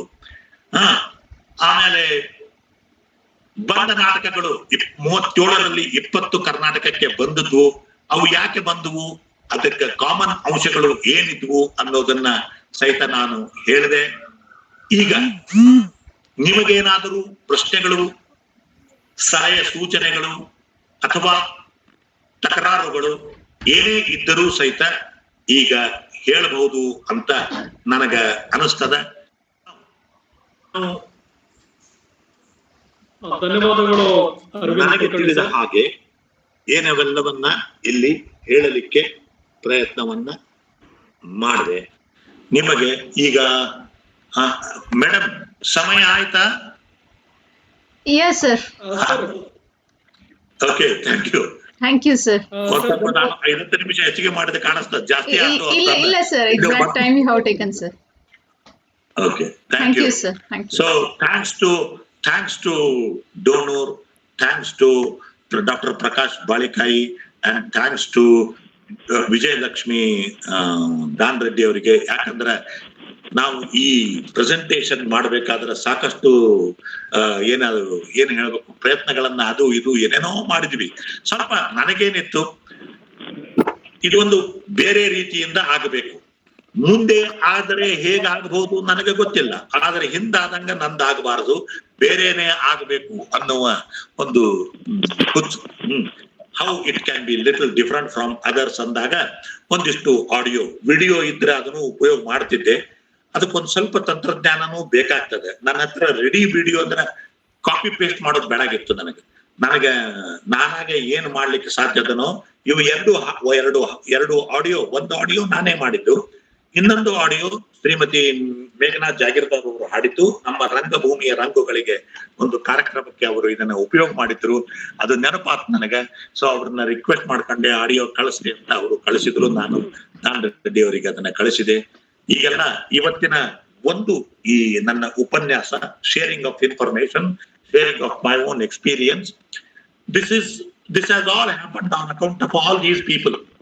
So I am not the only person responsible. So ನನಗೇನು ಹೇಗೆ ಹೇಳಬೇಕಾಗಿತ್ತೋ ಅದನ್ನ ಹೇಳಿದ್ದೀನಿ. ನಿಮಗೇನಾದ್ರೂ ಇದ್ರೆ ನೀವು ಹೇಳಬಹುದು, ಕೇಳಬಹುದು. Okay, thank you. ಧನ್ಯವಾದಗಳು ಸರ್. ಖಂಡಿತವಾಗಿಯೂ ತಮ್ಮ ಮಾತುಗಳು ನಮ್ಮನ್ನ 19ನೇ ಶತಮಾನದ ಕೊನೆಯ ಭಾಗದಿಂದ ಈ ಪ್ರಸ್ತುತ ಸಮಯದವರೆಗೆ ಶೇಕ್ಸ್ಪಿಯರ್ನ ಜೊತೆಗೆ ಕೈ ಹಿಡಿದು ನಡೆಸಿದಂತಿತ್ತು. ಈಗ ಧಾರವಾಡದ ಅಧ್ಯಕ್ಷರಾದ ಪ್ರೊಫೆಸರ್ ಬಸವರಾಜ್ ಡೋಣೂರ್ ಸರ್ ಕೆಲವೊಂದು ಸಾಂದರ್ಭಿಕ ಮಾತುಗಳನ್ನ ಆಡ್ಬೇಕಂತ ಕೇಳ್ಕೊಳ್ತೀನಿ. ಒಬ್ಬರು professor Basavaraj Donur sir. Prakash, am I audible? Yes sir, ಇವರು ಹೊಡಿದ ಆಡಿಬಲ್ ಸರ್. ಎಲ್ಲರಿಗೂ ನಮಸ್ಕಾರ. ಪ್ರಾರಂಭದಲ್ಲಿ ನಾನು ಅರವಿಂದ್ ಕುಲಕರ್ಣಿ ಅವರಿಗೆ ಧನ್ಯವಾದಗಳನ್ನ ಮತ್ತು ಕೃತಜ್ಞತೆಗಳನ್ನ ಸಲ್ಲಿಸಲಿಕ್ಕೆ ಇಷ್ಟಪಡ್ತೇನೆ. 1 ಗಂಟೆ ಅವರ ಮಾತುಗಳನ್ನ ನಾವು ಕೇಳಿದೆವು. ಎಲ್ಲರೂ ಅವರ ಮಾತುಗಳನ್ನ, ಅವರ ಅನುಭವಗಳನ್ನ, ಅವರ ಅನಿಸಿಕೆಗಳನ್ನ ಕೇಳಿ ಸಾಕಷ್ಟು ಆನಂದವನ್ನ ಪಡ್ತೀನಿ. ಈ ಕಾರಣಕ್ಕಾಗಿ ನಾನು ಅವರಿಗೆ ಪ್ರಾರಂಭದಲ್ಲಿ ಮತ್ತೊಮ್ಮೆ ಕೃತಜ್ಞತೆಗಳನ್ನು ಸಲ್ಲಿಸಲಿಕ್ಕೆ ಇಷ್ಟಪಡ್ತೇನೆ. ಬಹಳ ಮಹತ್ವದ ಭಾಷಣ. ಹೇಗೆ ಶೇಕ್ಸ್ಪಿಯರ್ ಭಾರತವನ್ನು ಪ್ರವೇಶ ಮಾಡಿದ, ಹೇಗೆ ಕರ್ನಾಟಕವನ್ನು ಪ್ರವೇಶ ಮಾಡಿದ, ಹೇಗೆ ಕನ್ನಡ ರಂಗಭೂಮಿಗೆ ತನ್ನ ಪ್ರವೇಶವನ್ನ ನೀಡಿದ, ಹೇಗೆ ಕನ್ನಡ ಸಾಹಿತಿಗಳ, ಕನ್ನಡ ರಂಗಾಸಕ್ತರ, ನಿರ್ದೇಶಕರ, ನಟರ ಮನಸ್ಸನ್ನ ಗೆದ್ದ, ಮತ್ತೆ ಹೇಗೆ ಅವರ ನಾಟಕಗಳು ಅನುವಾದಗೊಂಡವು, ಈ ಎಲ್ಲ ವಿಷಯಗಳ ಬಗ್ಗೆ ಬಹಳ ಅಧಿಕವಾಗಿ ಪರಿಣಾಮಕಾರಿಯಾಗಿ ಅರವಿಂದ್ ಕುಲಕರ್ಣಿ ಸರ್ ಮಾತನಾಡಿದ್ರು. ಇಲ್ಲಿ ನಾನು ಭಾಷಣ ಮಾಡುವ ಅಗತ್ಯ ಇಲ್ಲ. ಸುಮ್ಮನೆ 1-2-3 ನಿಮಿಷದಲ್ಲಿ 1-2 ಅನುಭವಗಳನ್ನ ಹಂಚ್ಕೋಬಹುದು ಅಥವಾ ಅವರ ಮಾತುಗಳಿಗೆ ನನ್ನ ಮಾತುಗಳನ್ನ ಸೇರಿಸಬಹುದು ಅಷ್ಟೇ. ಬೆಳಿಗ್ಗೆ ನನ್ನ ವಿದ್ಯಾಗುರುವಾದ ಗಿರಡಿ ಗೋವಿಂದರಾಜ್ ಅವರ ಒಂದು ಲೇಖನ ಓದಿದೆ ನಾನು. ಕನ್ನಡದಲ್ಲಿ ಶೇಕ್ಸ್ಪಿಯರ್ ಅಂತ ಸಾಹಿತ್ಯದಲ್ಲಿ ಆಸಕ್ತಿ ಇರತಕ್ಕಂಥ ಎಲ್ಲ ವಿದ್ಯಾರ್ಥಿಗಳು ಅಥವಾ ಸಂಶೋಧಕರು ಕಡ್ಡಾಯವಾಗಿ ಈ ಲೇಖನವನ್ನು ಓದಬೇಕು. ಕನ್ನಡದಲ್ಲಿ ಶೇಕ್ಸ್ಪಿಯರ್ ಹೇಗೆ 1880ರಿಂದ 2020ರವರೆಗೆ ಅಂದ್ರೆ ಸುಮಾರು 140 ವರ್ಷಗಳ ಅವಧಿಯಲ್ಲಿ ನಾವು ಶೇಕ್ಸ್ಪಿಯರ್ನನ್ನ ಕನ್ನಡಕ್ಕೆ ಹೇಗೆ ಬರಮಾಡಿಕೊಂಡಿವು, ಹೇಗೆ ಸ್ವೀಕರಿಸಿದೆವು ಅಂತಕ್ಕಂಥ ವಿವರ ಅದರಲ್ಲಿದೆ. ಆ ಲೇಖನ 1970-80ರ ಅವಧಿಯವರೆಗೆ ಆದಂತ ಬರಹಗಳನ್ನ, ಅನುವಾದಗಳನ್ನ ಬರೆದಂತ ಲೇಖನ. ಸುಮಾರು 140 ವರ್ಷಗಳಲ್ಲಿ ಶೇಕ್ಸ್ಪಿಯರ್ನನ್ನ ನಾವು ಕನ್ನಡಕ್ಕೆ ಮತ್ತು ಭಾರತಕ್ಕೆ ಬರಮಾಡಿಕೊಂಡಿವು. ಆ ಬಗೆಗೆ ಕುಲಕರ್ಣಿಯವರು ಕೂಡ ಸಾಕಷ್ಟು ಮಾತುಗಳನ್ನು ಹೇಳಿದರು. ಪೂರ್ವ ನವೋದಯ ಕಾಲ ಮತ್ತು ನವೋದಯದ ನಂತರದ ಕಾಲ, ಈ 3 ಕಾಲಘಟ್ಟದಲ್ಲಿ ಅವರು ಶೇಕ್ಸ್ಪಿಯರ್ ನಾಟಕಗಳ ಅನುವಾದ ಮತ್ತು ರೂಪಾಂತರದ ಬಗ್ಗೆ ಮಾತನಾಡಿದರು. ಶೇಕ್ಸ್ಪಿಯರ್ನ ಯಾಕೆ ಭಾರತೀಯರು ಓದಬೇಕು, ಕನ್ನಡಿಗರು ಓದಬೇಕು, ಅಥವಾ ಇವನ್ ಇಂಗ್ಲೆಂಡ್ನಲ್ಲಿ ಇರ್ತಕ್ಕಂಥ ಜನರು ಕೂಡ ಶೇಕ್ಸ್ಪಿಯರ್ನ ಯಾಕೆ ಓದಬೇಕು ಅಂತಕ್ಕಂಥ ಒಂದು ಪ್ರಶ್ನೆ ಇದೆ. ಈ ಪ್ರಶ್ನೆಗೆ ಉತ್ತರ ನಾನು ಪ್ರಶ್ನೆಗೆ ಮುಂದಿನ ವಾರ ನನ್ನ ಭಾಷಣದಲ್ಲಿ ನೀಡಲಿಕ್ಕೆ ಪ್ರಯತ್ನ ಮಾಡ್ತೇನೆ. ನನಗೆ ಬಹಳ ಖುಷಿ ಆದದ್ದು ಅಂತಂದ್ರೆ ಇದಕ್ಕೆ ಪ್ರೆಸೆಂಟೇಷನ್ ಅದಿರುತ್ತೆ. ನಮ್ಮಲ್ಲಿ ಮಾತುಗಳಿದ್ದು, ಡೈಲಾಗ್ಸ್ಗಳು ಬಂದು, ಆಮೇಲೆ ಬೇರೆ ಬೇರೆ ಆಡಿಯೋಗಳು ಬಂದು, ಹೀಗಾಗಿ ಇದು ಸಾಕಷ್ಟು it was both illuminating, informative and also entertaining. You entertained us, you thoroughly entertained us. Thank you so much. ಒಂದು ಮಾತಾಡ್ತದೆ, ಇಂಗ್ಲೆಂಡ್ನಲ್ಲಿ ಶೇಕ್ಸ್ಪಿಯರ್ನ ನಾಟಕಗಳು ಇವತ್ತಿಗೂ ಇಂಗ್ಲೆಂಡ್ನಲ್ಲಿ ಪ್ರತಿದಿನ, ಈಗ ನನಗೆ ಗೊತ್ತಿಲ್ಲ ಕರೋನಾ ಆದ್ಮೇಲೆ ಅಥವಾ ಕರೋನಾದ ಕಾಲಘಟ್ಟದಲ್ಲಿ ಹೇಗೆ ಜನರು ಶೇಕ್ಸ್ಪಿಯರ್ ನಾಟಕಗಳನ್ನ ರಂಗದ ಮೇಲೆ ನೋಡ್ತಾ ಇದ್ದಾರೋ ಇಲ್ಲೋ ಗೊತ್ತಿಲ್ಲ. ಬಟ್ 2018ರವರೆಗೆ ನಾನು 18ರಲ್ಲಿ ಹೋಗಿದ್ದೆ. ಅವರು ಇಂಗ್ಲೆಂಡ್ಗೆ ಕುಲಕರ್ಣಿ ಭಾಷೆಯಲ್ಲಿ ಹೋಗಿ ಬಂದ್ರು. ದಿನನಿತ್ಯ ಗ್ಲೋಬ್ ಥಿಯೇಟರ್ದಲ್ಲಿ ಶೇಕ್ಸ್ಪಿಯರ್ನ 2 ನಾಟಕಗಳು ಅಲ್ಲಿ ಸ್ಟೇಜ್ ಆಗ್ತವೆ. ದಿನನಿತ್ಯ 2 ನಾಟಕಗಳು. ಆ ನಾಟಕಗಳಿಗೆ ನೀವು ಟಿಕೆಟ್ ತಗೋಬೇಕಾಗಿತ್ತು ಅಂದ್ರೆ ಇವತ್ತಿನ ದಿನ ಅಮಿತಾಬ್ ಬಚ್ಚನ್ ಸಿನಿಮಾ ಅಥವಾ ಒಂದು ಕಾಲದಲ್ಲಿ ರಾಜ್ಕುಮಾರ್ ಅವರ ಸಿನಿಮಾಗಳ ಟಿಕೆಟ್ ತಗೊಳಕ್ಕೆ ಹಾಗೆ ಲಾಂಗ್ ಕ್ಯೂ ಹೋಗ್ತಿರಲ್ಲ, ಹಾಗೆ ಕ್ಯೂ ಹಚ್ಬೇಕಲ್ಲಿ. ಆಮೇಲೆ ಟಿಕೆಟ್ ಸಿಗ್ತದೆ. ಸೊ ಅವನನ್ನ ಜೀವಂತವಾಗಿ ಇಟ್ಕೊಂಡಿದ್ದಾರೆ ಅವರು. ಇಂಗ್ಲೆಂಡ್ನ ನೀವು ಈಗ ಲಂಡನ್ ಶೇಕ್ಸ್ಪಿಯರ್ ಅಂತಿದೆ, Oxford Shakespeare, London Shakespeare, globe Shakespeare, ಹೀಗೆ ಪ್ರತಿಯೊಂದು ವಿಶ್ವವಿದ್ಯಾಲಯ ಕಾಲೇಜುಗಳಲ್ಲೂ ಕೂಡ ಶೇಕ್ಸ್ಪಿಯರ್ನ ಥಿಯೇಟರ್ ಇದೆ, ರಂಗಭೂಮಿ ಇದೆ, ನಾಟಕ ತಂಡಗಳಿದ್ದಾವೆ, ನಿರಂತರವಾದ ನಾಟಕ ಚಟುವಟಿಕೆಗಳು ಅಲ್ಲಿ ಆಗ್ತಾ ಇದ್ದಾವೆ. ಭಾರತೀಯರಿಗೆ ಅಥವಾ ಕನ್ನಡಿಗರಿಗೆ ನನಗೆ ಈಗಲೂ ಶೇಕ್ಸ್ಪಿಯರ್ ಸಿಕ್ಕಿದ್ದಾನೆ ಅಂತ ನನಗೆ ಅನಿಸೋದಿಲ್ಲ. ಯಾಕಂದ್ರೆ ಅರವಿಂದ್ ಕುಲಕರ್ಣಿ ನೆನಪಿರ್ಬೇಕು, 18 ಅಥವಾ 2007 ಅಥವಾ 8ರಲ್ಲಿ ಧಾರವಾಡ ಉತ್ಸವಕ್ಕೆ 4 ದಿವಸ ಬಂದಿದ್ರು. ನಮ್ಮ ಶಿರೂರು ರಂಗಮಂದಿರದಲ್ಲಿ ಕಿಂಗ್ಲಿಯರ್ ನಾಟಕವನ್ನ ಅವರು ನಾಟಕದಲ್ಲಿ ಪಾತ್ರ ವಹಿಸಿದ್ರು. ನಾಟಕ ಪ್ರಾರಂಭ ಆದ 15 ನಿಮಿಷದಲ್ಲಿ ಎಲ್ಲಾ ಥಿಯೇಟರ್ ಖಾಲಿ ಆಗ್ಬಿಟ್ಟಿತ್ತು, ಜನರು ಹೊರಟು ಹೋಗ್ಬಿಟ್ಟಿದ್ರು. ಯಾಕೆಂತಂದ್ರೆ ನಾವು ಶೇಕ್ಸ್ಪಿಯರ್ನ ಭಾಷೆಯನ್ನ ಬಹಳ ಸಮರ್ಥವಾಗಿ ಕನ್ನಡದಲ್ಲಿ ಹೇಳಿಬಿಡುವ ಪ್ರಯತ್ನಗಳಾಗಿ ಯಶಸ್ವಿ ಆಗಿಲ್ಲ. It's very very difficult, it's very challenging for any translator of any merit to translate Shakespeare into any other language. ಕುರಿತು ಈ ಮಾತನ್ನು ಹೇಳ್ತಾ ಇದ್ರು. ಬಹಳ ಕಷ್ಟ ಶೇಕ್ಸ್ಪಿಯರ್ನ ಭಾಷೆಯನ್ನ ಹಿಡಿಯೋದು. ಹೀಗಾಗಿ ನಮ್ಗೆ ಇಂಗ್ಲಿಷ್ನ ಮೂಲಕ ಶೇಕ್ಸ್ಪಿಯರ್ ನಮ್ಗೆ ದಕ್ಕಿದ್ದಾನೆ ಹೊರತು ಕನ್ನಡದ ಮೂಲಕ ಶೇಕ್ಸ್ಪಿಯರ್ ನಮ್ಗೆ ಇನ್ನೂ ದಕ್ಕಿಲ್ಲ. ಯಾಕೆಂತಂದ್ರೆ ಚರ್ಚೆ ಮಾಡ್ತಾ ಇದ್ದೀವಿ, ಬಟ್ ರಂಗಭೂಮಿಯಲ್ಲೇ ಶೇಕ್ಸ್ಪಿಯರ್ನ ಎಷ್ಟು ನಾಟಕಗಳು ವಿದೇಶದಲ್ಲಿ ಪ್ರದರ್ಶನ ಆಗ್ತವೆ ಅಥವಾ ಪ್ರದರ್ಶನ ಆದಾಗ ಜನರು ಹೇಗೆ ಸ್ವೀಕಾರ ಮಾಡಿದ್ದಾರೆ ಅನ್ನೋ ಒಂದು ಪ್ರಶ್ನೆ ನಮಗೆ ಸ್ವೀಕಾರ ಮಾಡ್ಲಿಕ್ಕೆ ಆಗೋದಿಲ್ಲ. ಕಾಳಿದಾಸ ನಾಟಕಲ್ಲೂ ಕೂಡ ಅಭಿಜ್ಞಾನ ಶಕುಂತಲಂ ನಾಟಕ ಒಂದ್ಸಲ ಧಾರವಾಡದಾಗ ಆದಾಗ ಜನರಿಗೆ ಆ ನಾಟಕವನ್ನು ಸ್ವೀಕಾರ ಮಾಡ್ಲಿಕ್ಕೆ ಆಗಲಿಲ್ಲ. ಸಾಕಷ್ಟು ಬರೀ ತಾಂತ್ರಿಕ ಸಮಸ್ಯೆಗಳಿಲ್ಲ, ಬೇರೆ ಬೇರೆ ಬೇರೆ ಸಾಹಿತ್ಯಿಕ ಸಾಂಸ್ಕೃತಿಕ ಸಮಸ್ಯೆಗಳು ಕೂಡ ಇದರಲ್ಲಿ ಇದೆ. ಈ ಎಲ್ಲಾ ಮಾತುಗಳನ್ನ, ಈ ಎಲ್ಲ ಸಂಗತಿಗಳನ್ನ, ಸಮಸ್ಯೆಗಳನ್ನ ನಾವು ರಂಗಭೂಮಿಯ ನಾಟಕ ಮತ್ತು ರಂಗಭೂಮಿಯ ಸಂದರ್ಭದಲ್ಲಿ ಚರ್ಚೆ ಮಾಡಬೇಕು. ಮತ್ತು ಅರವಿಂದ್ ಕುಲಕರ್ಣಿ ಅವರು ಸಾಕಷ್ಟು ವಿಷಯಗಳನ್ನ ಚರ್ಚೆ ಮಾಡಿದ್ರು. ಧಾರವಾಡ ಕಟ್ಟೆಯ ನಮ್ಮ ಪದಾಧಿಕಾರಿಗಳು ಪ್ರಕಾಶ್ ಬಾಳಿಕಾಯಿ, ವಿಜಯಲಕ್ಷ್ಮಿ, ಭಾಗ್ಯಶ್ರೀ, ಇನ್ನೊಬ್ಬ ಪ್ರಕಾಶ್ ಬಾಳಿಕಾಯಿ, ಆಮೇಲೆ ನಮ್ಮ ದೇವು ಪತ್ತಾರ್ ಅವ್ರ ಮತ್ತು ಸಮನ್, ಈ 5 ಜನ ಎಕ್ಸಲೆಂಟ್ ಟೀಮ್ ಇವರೆಲ್ಲ ಸೇರ್ಕೊಂಡು ಕೆಲಸವನ್ನು ಮಾಡ್ತಾ ಇದ್ದಾರೆ. ಮೊದಲಿಗೆ 5 ಉಪನ್ಯಾಸಗಳನ್ನು ಅವರು ಏರ್ಪಡಿಸಿದ್ರು. ನನ್ನ ಸಲಹೆ ಏನಂದ್ರೆ ಇನ್ನೂ 5 ಉಪನ್ಯಾಸಗಳನ್ನ ನೀವು ನಡೆಸಬಹುದು. ಮೇ ಜೂನ್ ವರೆಗೆ ಈ ಕಾರ್ಯಕ್ರಮವನ್ನು ಮುಂದುವರಿಸಬಹುದು ಮತ್ತು ಒಂದೊಂದು ನಾಟಕದ ಬಗ್ಗೆ ಒಬ್ಬೊಬ್ಬ ವಿದ್ವಾಂಸನ ಕರೆಸಿ ನೀವು ಮಾತನಾಡಿಸಬಹುದು ಅಂತ ಒಂದು ಸಲಹೆಯನ್ನು ಅವರಿಗೆ ಕೊಡ್ತೇನೆ. ಅನೇಕ ಜನ ಕುಲಕರ್ಣಿ ಸರ್ ನಿಮ್ಮ ಮಾತುಗಳನ್ನ ಈಗಾಗಲೇ ಕೇಳಿದ್ದಾರೆ. 70-75 ಜನ ಮತ್ತೆ ಫೇಸ್ಬುಕ್ ಮತ್ತೆ ಬೇರೆ ಬೇರೆ ಚಾನಲ್ನಲ್ಲೂ ಕೂಡ ಈ ನಮ್ಮ ಭಾಷಣ ಪ್ರಸಾರ ಆಗಿದೆ. ಈಗ ಪ್ರಕಾಶ್ ಬಾಳಿಕ ಈ ಕಾರ್ಯಕ್ರಮವನ್ನು ಮುಂದುವರಿಸಬಹುದು. ಧನ್ಯವಾದಗಳು ಸರ್. ಧನ್ಯವಾದಗಳು ಸರ್.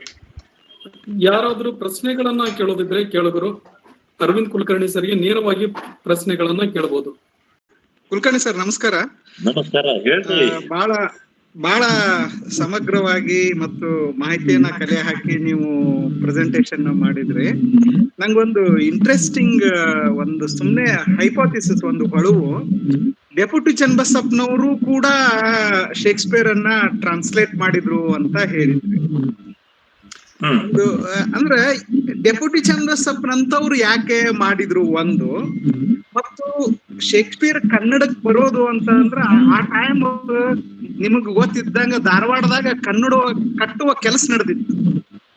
ಸೊ ಡೆಪ್ಯೂಟಿ ಚನ್ನಬಸಪ್ಪನವ್ರು ಯಾಕೆ ಮಾಡಿದ್ರು, ಮತ್ತು ಆ ಕಾಲದ ಕನ್ನಡ ಕಟ್ಟುವ ಕೆಲಸಕ್ಕೂ ಮತ್ತು ಶೇಕ್ಸ್ಪಿಯರ್ನ ಕನ್ನಡಕ್ಕೆ ತರೋದಕ್ಕೂ ಏನಾದ್ರೂ ಒಂದು ಅವಿನಾಭಾವ ಸಂಬಂಧ ಇದೆನೋ ಏನೋ ಅಂತ ಅನಿಸ್ತು ನನಗ. ಅದ್ರ ಬಗ್ಗೆ ಏನಾರು ನಿಮ್ಗೆ ಒಂದಿಷ್ಟು ಹೇಳೋದಿದ್ರೆ ಹೇಳ್ರಿ ಸರ್.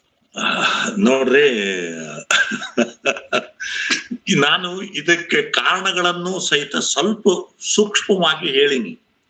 ಆವಾಗ ಏನಿತ್ತು ಅಂತಂದ್ರೆ, ನನಗೂ ಶೇಕ್ಸ್ಪಿಯರ್ ಗೊತ್ತಿದ್ದಾನ, ನಾನು ಶೇಕ್ಸ್ಪಿಯರ್ ಬಗ್ಗೆ ಬರೀಬಲ್ಲೆ, ಕನ್ನಡದಾಗೂ ಇದನ್ನ ಮಾಡಬಹುದು, ಮತ್ತು ಮೇಲೆ ಆಡಳಿತ ಅಧಿಕಾರಿಗಳಾಗಿದ್ದಂತ ಎಲ್ಲಾ ಬಿಳಿಯ ಅಧಿಕಾರಿಗಳಿಗೂ ಒಂದಿಷ್ಟು ಏನು ತರದಕ್ಕೆ ಹಂಬಿ ಕಿಸಿ ಸೆ ಕಮ್ ನೈ, ನಿಮ್ ಶೇಕ್ಸ್ಪಿಯರ್ ಏನೋ ನಗಲಾರದವ್ರನ್ನು ನಾವು ನಗಿಸ್ತೀವಿ ಅಂತ ಬರ್ದಾರವ್ರ ಕಥೆ, ಅದನ್ನ ಇಡೀ ವಿಪರ್ಯಾಸ ಕಾಮಿಡಿ ಆಫ್ ಎರರ್ಸ್ ಅನ್ನ ಅವರು ಕತಿಗ್ ತಂದ್ರು. ಈ ಕೊಡುಕೊಳ್ಳುವಿಕೆ ತಪ್ಪೇನಲ್ಲ ಅಂತ ನನ್ನ ಅಭಿಪ್ರಾಯ. ಅಂದ್ರ ಕನ್ನಡ ಕಟ್ಟೋ ಕೆಲಸಕ್ಕ ಇದು ಬೇಕಾಗ್ತದ. ಕನ್ನಡ ಕಟ್ಟೋ ಕೆಲಸಕ್ಕ ಪೋರ್ಟ್ಲ್ಯಾಂಡ್ಸ್ ಅಂದ್ರೆ ಕಟ್ಟಡದ ಧಾರವಾಡದ ಕಟ್ಟಡ ಕಟ್ಟಿದ್ರು ಸಹಿತ ಪೋರ್ಟ್ಲ್ಯಾಂಡ್ ಸಿಮೆಂಟ್ ಅಂತ ನಾವು ಉಪಯೋಗ ಮಾಡ್ತೀವಿ ಸರ್ ನಾವು. ಅದಕ್ಕೆ ಕಟ್ಟುವ ಕೆಲಸಕ್ಕ ನೀವು ಎಲ್ಲಿಯಾದರಿಂದ್ರೂ ತಗೋಬಹುದು. ಈಗ ಗೋಲ್ ಗುಮ್ಮಜ್ ಕಟ್ಲಿಕ್ಕೆ ನಮಗ ಆವಾಗ ಬೇರೆ ದೇಶದಿಂದ ಅದಕ್ಕೆ ಮೆಸನ್ಸ್ ಎಲ್ಲ ಬಂದ್ರು. ಸೊ ಇವೆಲ್ಲ ಕೊಡುಕೊಳ್ಳುವಿಕೆ ಇರೋದ. ಕಟ್ಟೋ ಕೆಲಸ ಎಸ್, ಬಿಜಾಪುರದಾಗ ಗೋಲ್ ಗುಮ್ಮಟ್ ಕಟ್ಟಿದ್ರು, ಹಂಗ ಕನ್ನಡ ಕಟ್ಟೋ ಕೆಲಸ ಕರ್ನಾಟಕದಾಗ ಆಗಬೇಕು. ಈ ಕಟ್ಟೋ ಕೆಲಸಕ್ಕ ಇವು ಬೇರೆ ಬೇರೆ ವಿಚಾರಗಳನ್ನ ಬಿತ್ತೋ ಕೆಲಸನೂ ಆಗಬೇಕು. ಆ ಬಿತ್ತೋ ಕೆಲಸ ಡೆಪ್ಯೂಟಿ ಚನ್ನಬಸಪ್ಪನವರು ಆರಂಭ ಮಾಡಿದರು ಅಂತ ನನ್ನ ಅಭಿಪ್ರಾಯ. ಆಯ್ತು ಸರ್, ಗುಡ್. ಆಯ್ತು ಸರ್, ಆಯ್ತು ಸರ್. ಸರ್ ಇಲ್ಲಿ ಡ್ರಾಪ್ ಬಾಕ್ಸ್ ಅಲ್ಲಿ ಒಂದು ಕ್ವೆಶನ್ ಇದೆ. ಮೊಹಮ್ಮದ್ ಕೂಲಿ ಅಂತ ಹೇಳ್ಬಿಟ್ಟು to be or not to be ಈ ಕುರಿತು ಸ್ವಲ್ಪ ವಿವರಣೆ ನೀಡು ಅಂತ ಕೇಳಿದ್ದಾರೆ ಸರ್. To be or not to not to be, be, yes that's the question. Yes. Okay. ಈ ಅಲ್ಲಲ್ಲ ಅವರು ಏನಿದ್ದಾರ ಮೊದ್ಲು ಅದು, ಯಾಕಂದ್ರ ಈಗ ಗುಂಡೂರವ್ರಿಗೆ ಹೇಳ್ಬೇಕಾದ್ರ ಇದೇ ಅರ್ಥ, ನಾ ಹೇಳ್ಬೇಕಾದ್ರೆ ಬೇರೆ ರೀತಿ ಹೇಳ್ಬೇಕಾಗ್ತದ. ಅವ್ರು ಅವ್ರು ಏನಿದ್ದಾರ ಅಂತ ಗೊತ್ತಾದ್ರೆ ನನಗ ಅದಕ್ಕೆ ತಕ್ಕಂಗೆ ಹೇಳಬಲ್ಲೆ. ಹಾ ಸರ್, ಮೊಹಮ್ಮದ್ ಸರ್ ತಾವು ದಯವಿಟ್ಟು ಡೈರೆಕ್ಟ್ ಆಗೇನೆ ಸರ್ ಕ್ವೆಶನ್ ಕೇಳ್ಬೋದು. ಅಲ್ಲಲ್ಲ, ತಾವು ಹಾ, ಸರ್. ಏನ್ ಮಾಡ್ತಿದ್ರೆ ಹಾ, ನಮ್ಗೆ ಐ ಅಂಡರ್ಸ್ಟ್ಯಾಂಡ್. ನನಗೆ ನನಗೆ ಏನ್ ಹೇಳ್ಬೇಕು ಅನ್ನೋದು ನಿಮಗೆ ಹೊಂದುವಂತ ಉದಾಹರಣೆಗಳನ್ನ ಹೇಳಬಹುದು ನಾನು.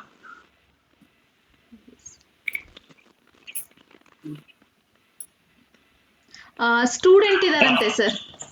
ಓಕೆ, ವಿದ್ಯಾರ್ಥಿ. ಈಗ ವಿದ್ಯಾರ್ಥಿ ಇದ್ರೆ ಸಾಕು, ನಾನೇನು ಯಾವ ವಿದ್ಯಾರ್ಥಿ ಅಂತ ಏನು ಕೇಳೋದಿಲ್ಲ. BA ವಿದ್ಯಾರ್ಥಿಯೋ ಅಥವಾ ವಿದ್ಯಾರ್ಥಿಯೋ MAದೋ ಅಂತ ನಾನು ಕೇಳೋದಿಲ್ಲ. ಆದ್ರ ಒಂದು ಮಾತ್ರ ನನಗೆ ಅನಿಸ್ತದೆ, to be or not to be ಅನ್ನೋದು ಒಂದ್ ಥರದ ಡಿಲೆಮ. ಅಂದ್ರ ದ್ವಂದ್ವಗಳನ್ನ ನಾವು ಯಾವ ರೀತಿಯಿಂದ ಎದುರಿಸ್ತೀವಿ. ಇದನ್ ಮಾಡ್ಬೇಕಾ, ಈ ಉತ್ತರ ಸರಿನಾ, ಆ ಉತ್ತರ ಸರಿನಾ, ಈ ರೀತಿಯ ಇದು ಸರಿಯಾ, ಇದು ಸರಿಯಾದ್ರೆ ಈ ತಕ್ಕಡಿಯಿಂದ ಇದು ತಟ್ಟೆಯಿಂದ ಸ್ವಲ್ಪ ತಕ್ಕಣ, ಇದರಿಂದ ಸ್ವಲ್ಪ ತಕ್ಕಣ, ಹಿಂಗ ಈ ರೀತಿಯ ಮನೋಭಾವವನ್ನ ಹುಟ್ಟಿಸೋದಲ್ಲ to be or not to be. ಇವನು ಕೊಲೆಗಾರನೇ ಆ ನಾಟಕಕ್ಕೆ ಹೋದ್ರೆ, ಇವನು ಯಾರು ಇದನ್ನ ಕೊಲೆ ಮಾಡಿರಬಹುದು, ಇವನು ಮಾಡಿರಬಹುದು, ಹೀಗೆ ಮಾಡಿದ್ರೆ ಏನಾಗ್ತದ, ಹಾಗ ಮಾಡಿದ್ರೆ ಏನಾಗ್ತದ ಅಂತ ನಾವು ಮನಸ್ಸಿನಲ್ಲಿ ಮಂಡಿಗೆ ತಿನ್ನೋದು ಅನ್ನೋದು ಇದಕ್ಕೆ ಅಪ್ರಾಪ್ರಿಯೇಟ್ ಆಗೋದಿಲ್ಲ. ಆದ್ರೆ ಮನಸ್ಸಿನಲ್ಲಿಯೇ ನಡೆಯುವ ವ್ಯಾಪಾರಗಳು ಹೀಗೆ ಯಾಕೆ ಆಗಿರಬಾರ್ದು, ಹೀಗೆ ಯಾಕೆ ಆಗಿರಬಾರದು ಅನ್ನೋದು ಏನದಲ್ಲ. ಯಾವುದರಲ್ಲೂ ನಿಖರತೆ ಇರುವುದಿಲ್ಲ, ನಿಚ್ಚಳವಾಗಿ ಇದೇ ಅಂತ ಇರೋದಿಲ್ಲ. ಈ ರೀತಿಯ ದ್ವಂದ್ವಗಳನ್ನ ತೋರಿಸೋದು. ಈಗ ಉದಾಹರಣೆ, ನಾನು ಅದನ್ನ ಹಾಕ್ಲಿಲ್ಲ, ಅದು ನನ್ನದೇ ಆದ ವಿಡಿಯೋ ಕ್ಲಿಪ್ ಆಗ್ತದಂತ.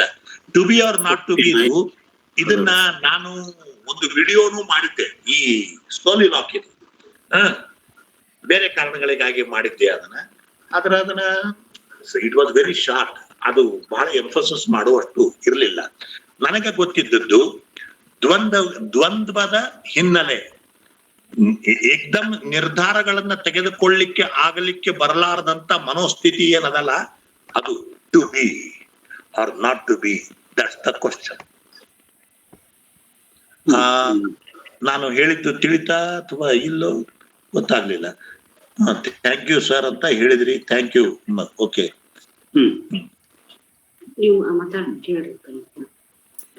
ನಾನು ಸ್ವಲ್ಪ ಮಾತಾಡ್ಬಹುದಾ? ಮಾತಾಡ್ರೆ ಸರ್, ಮಾತಾಡ್ರಿ.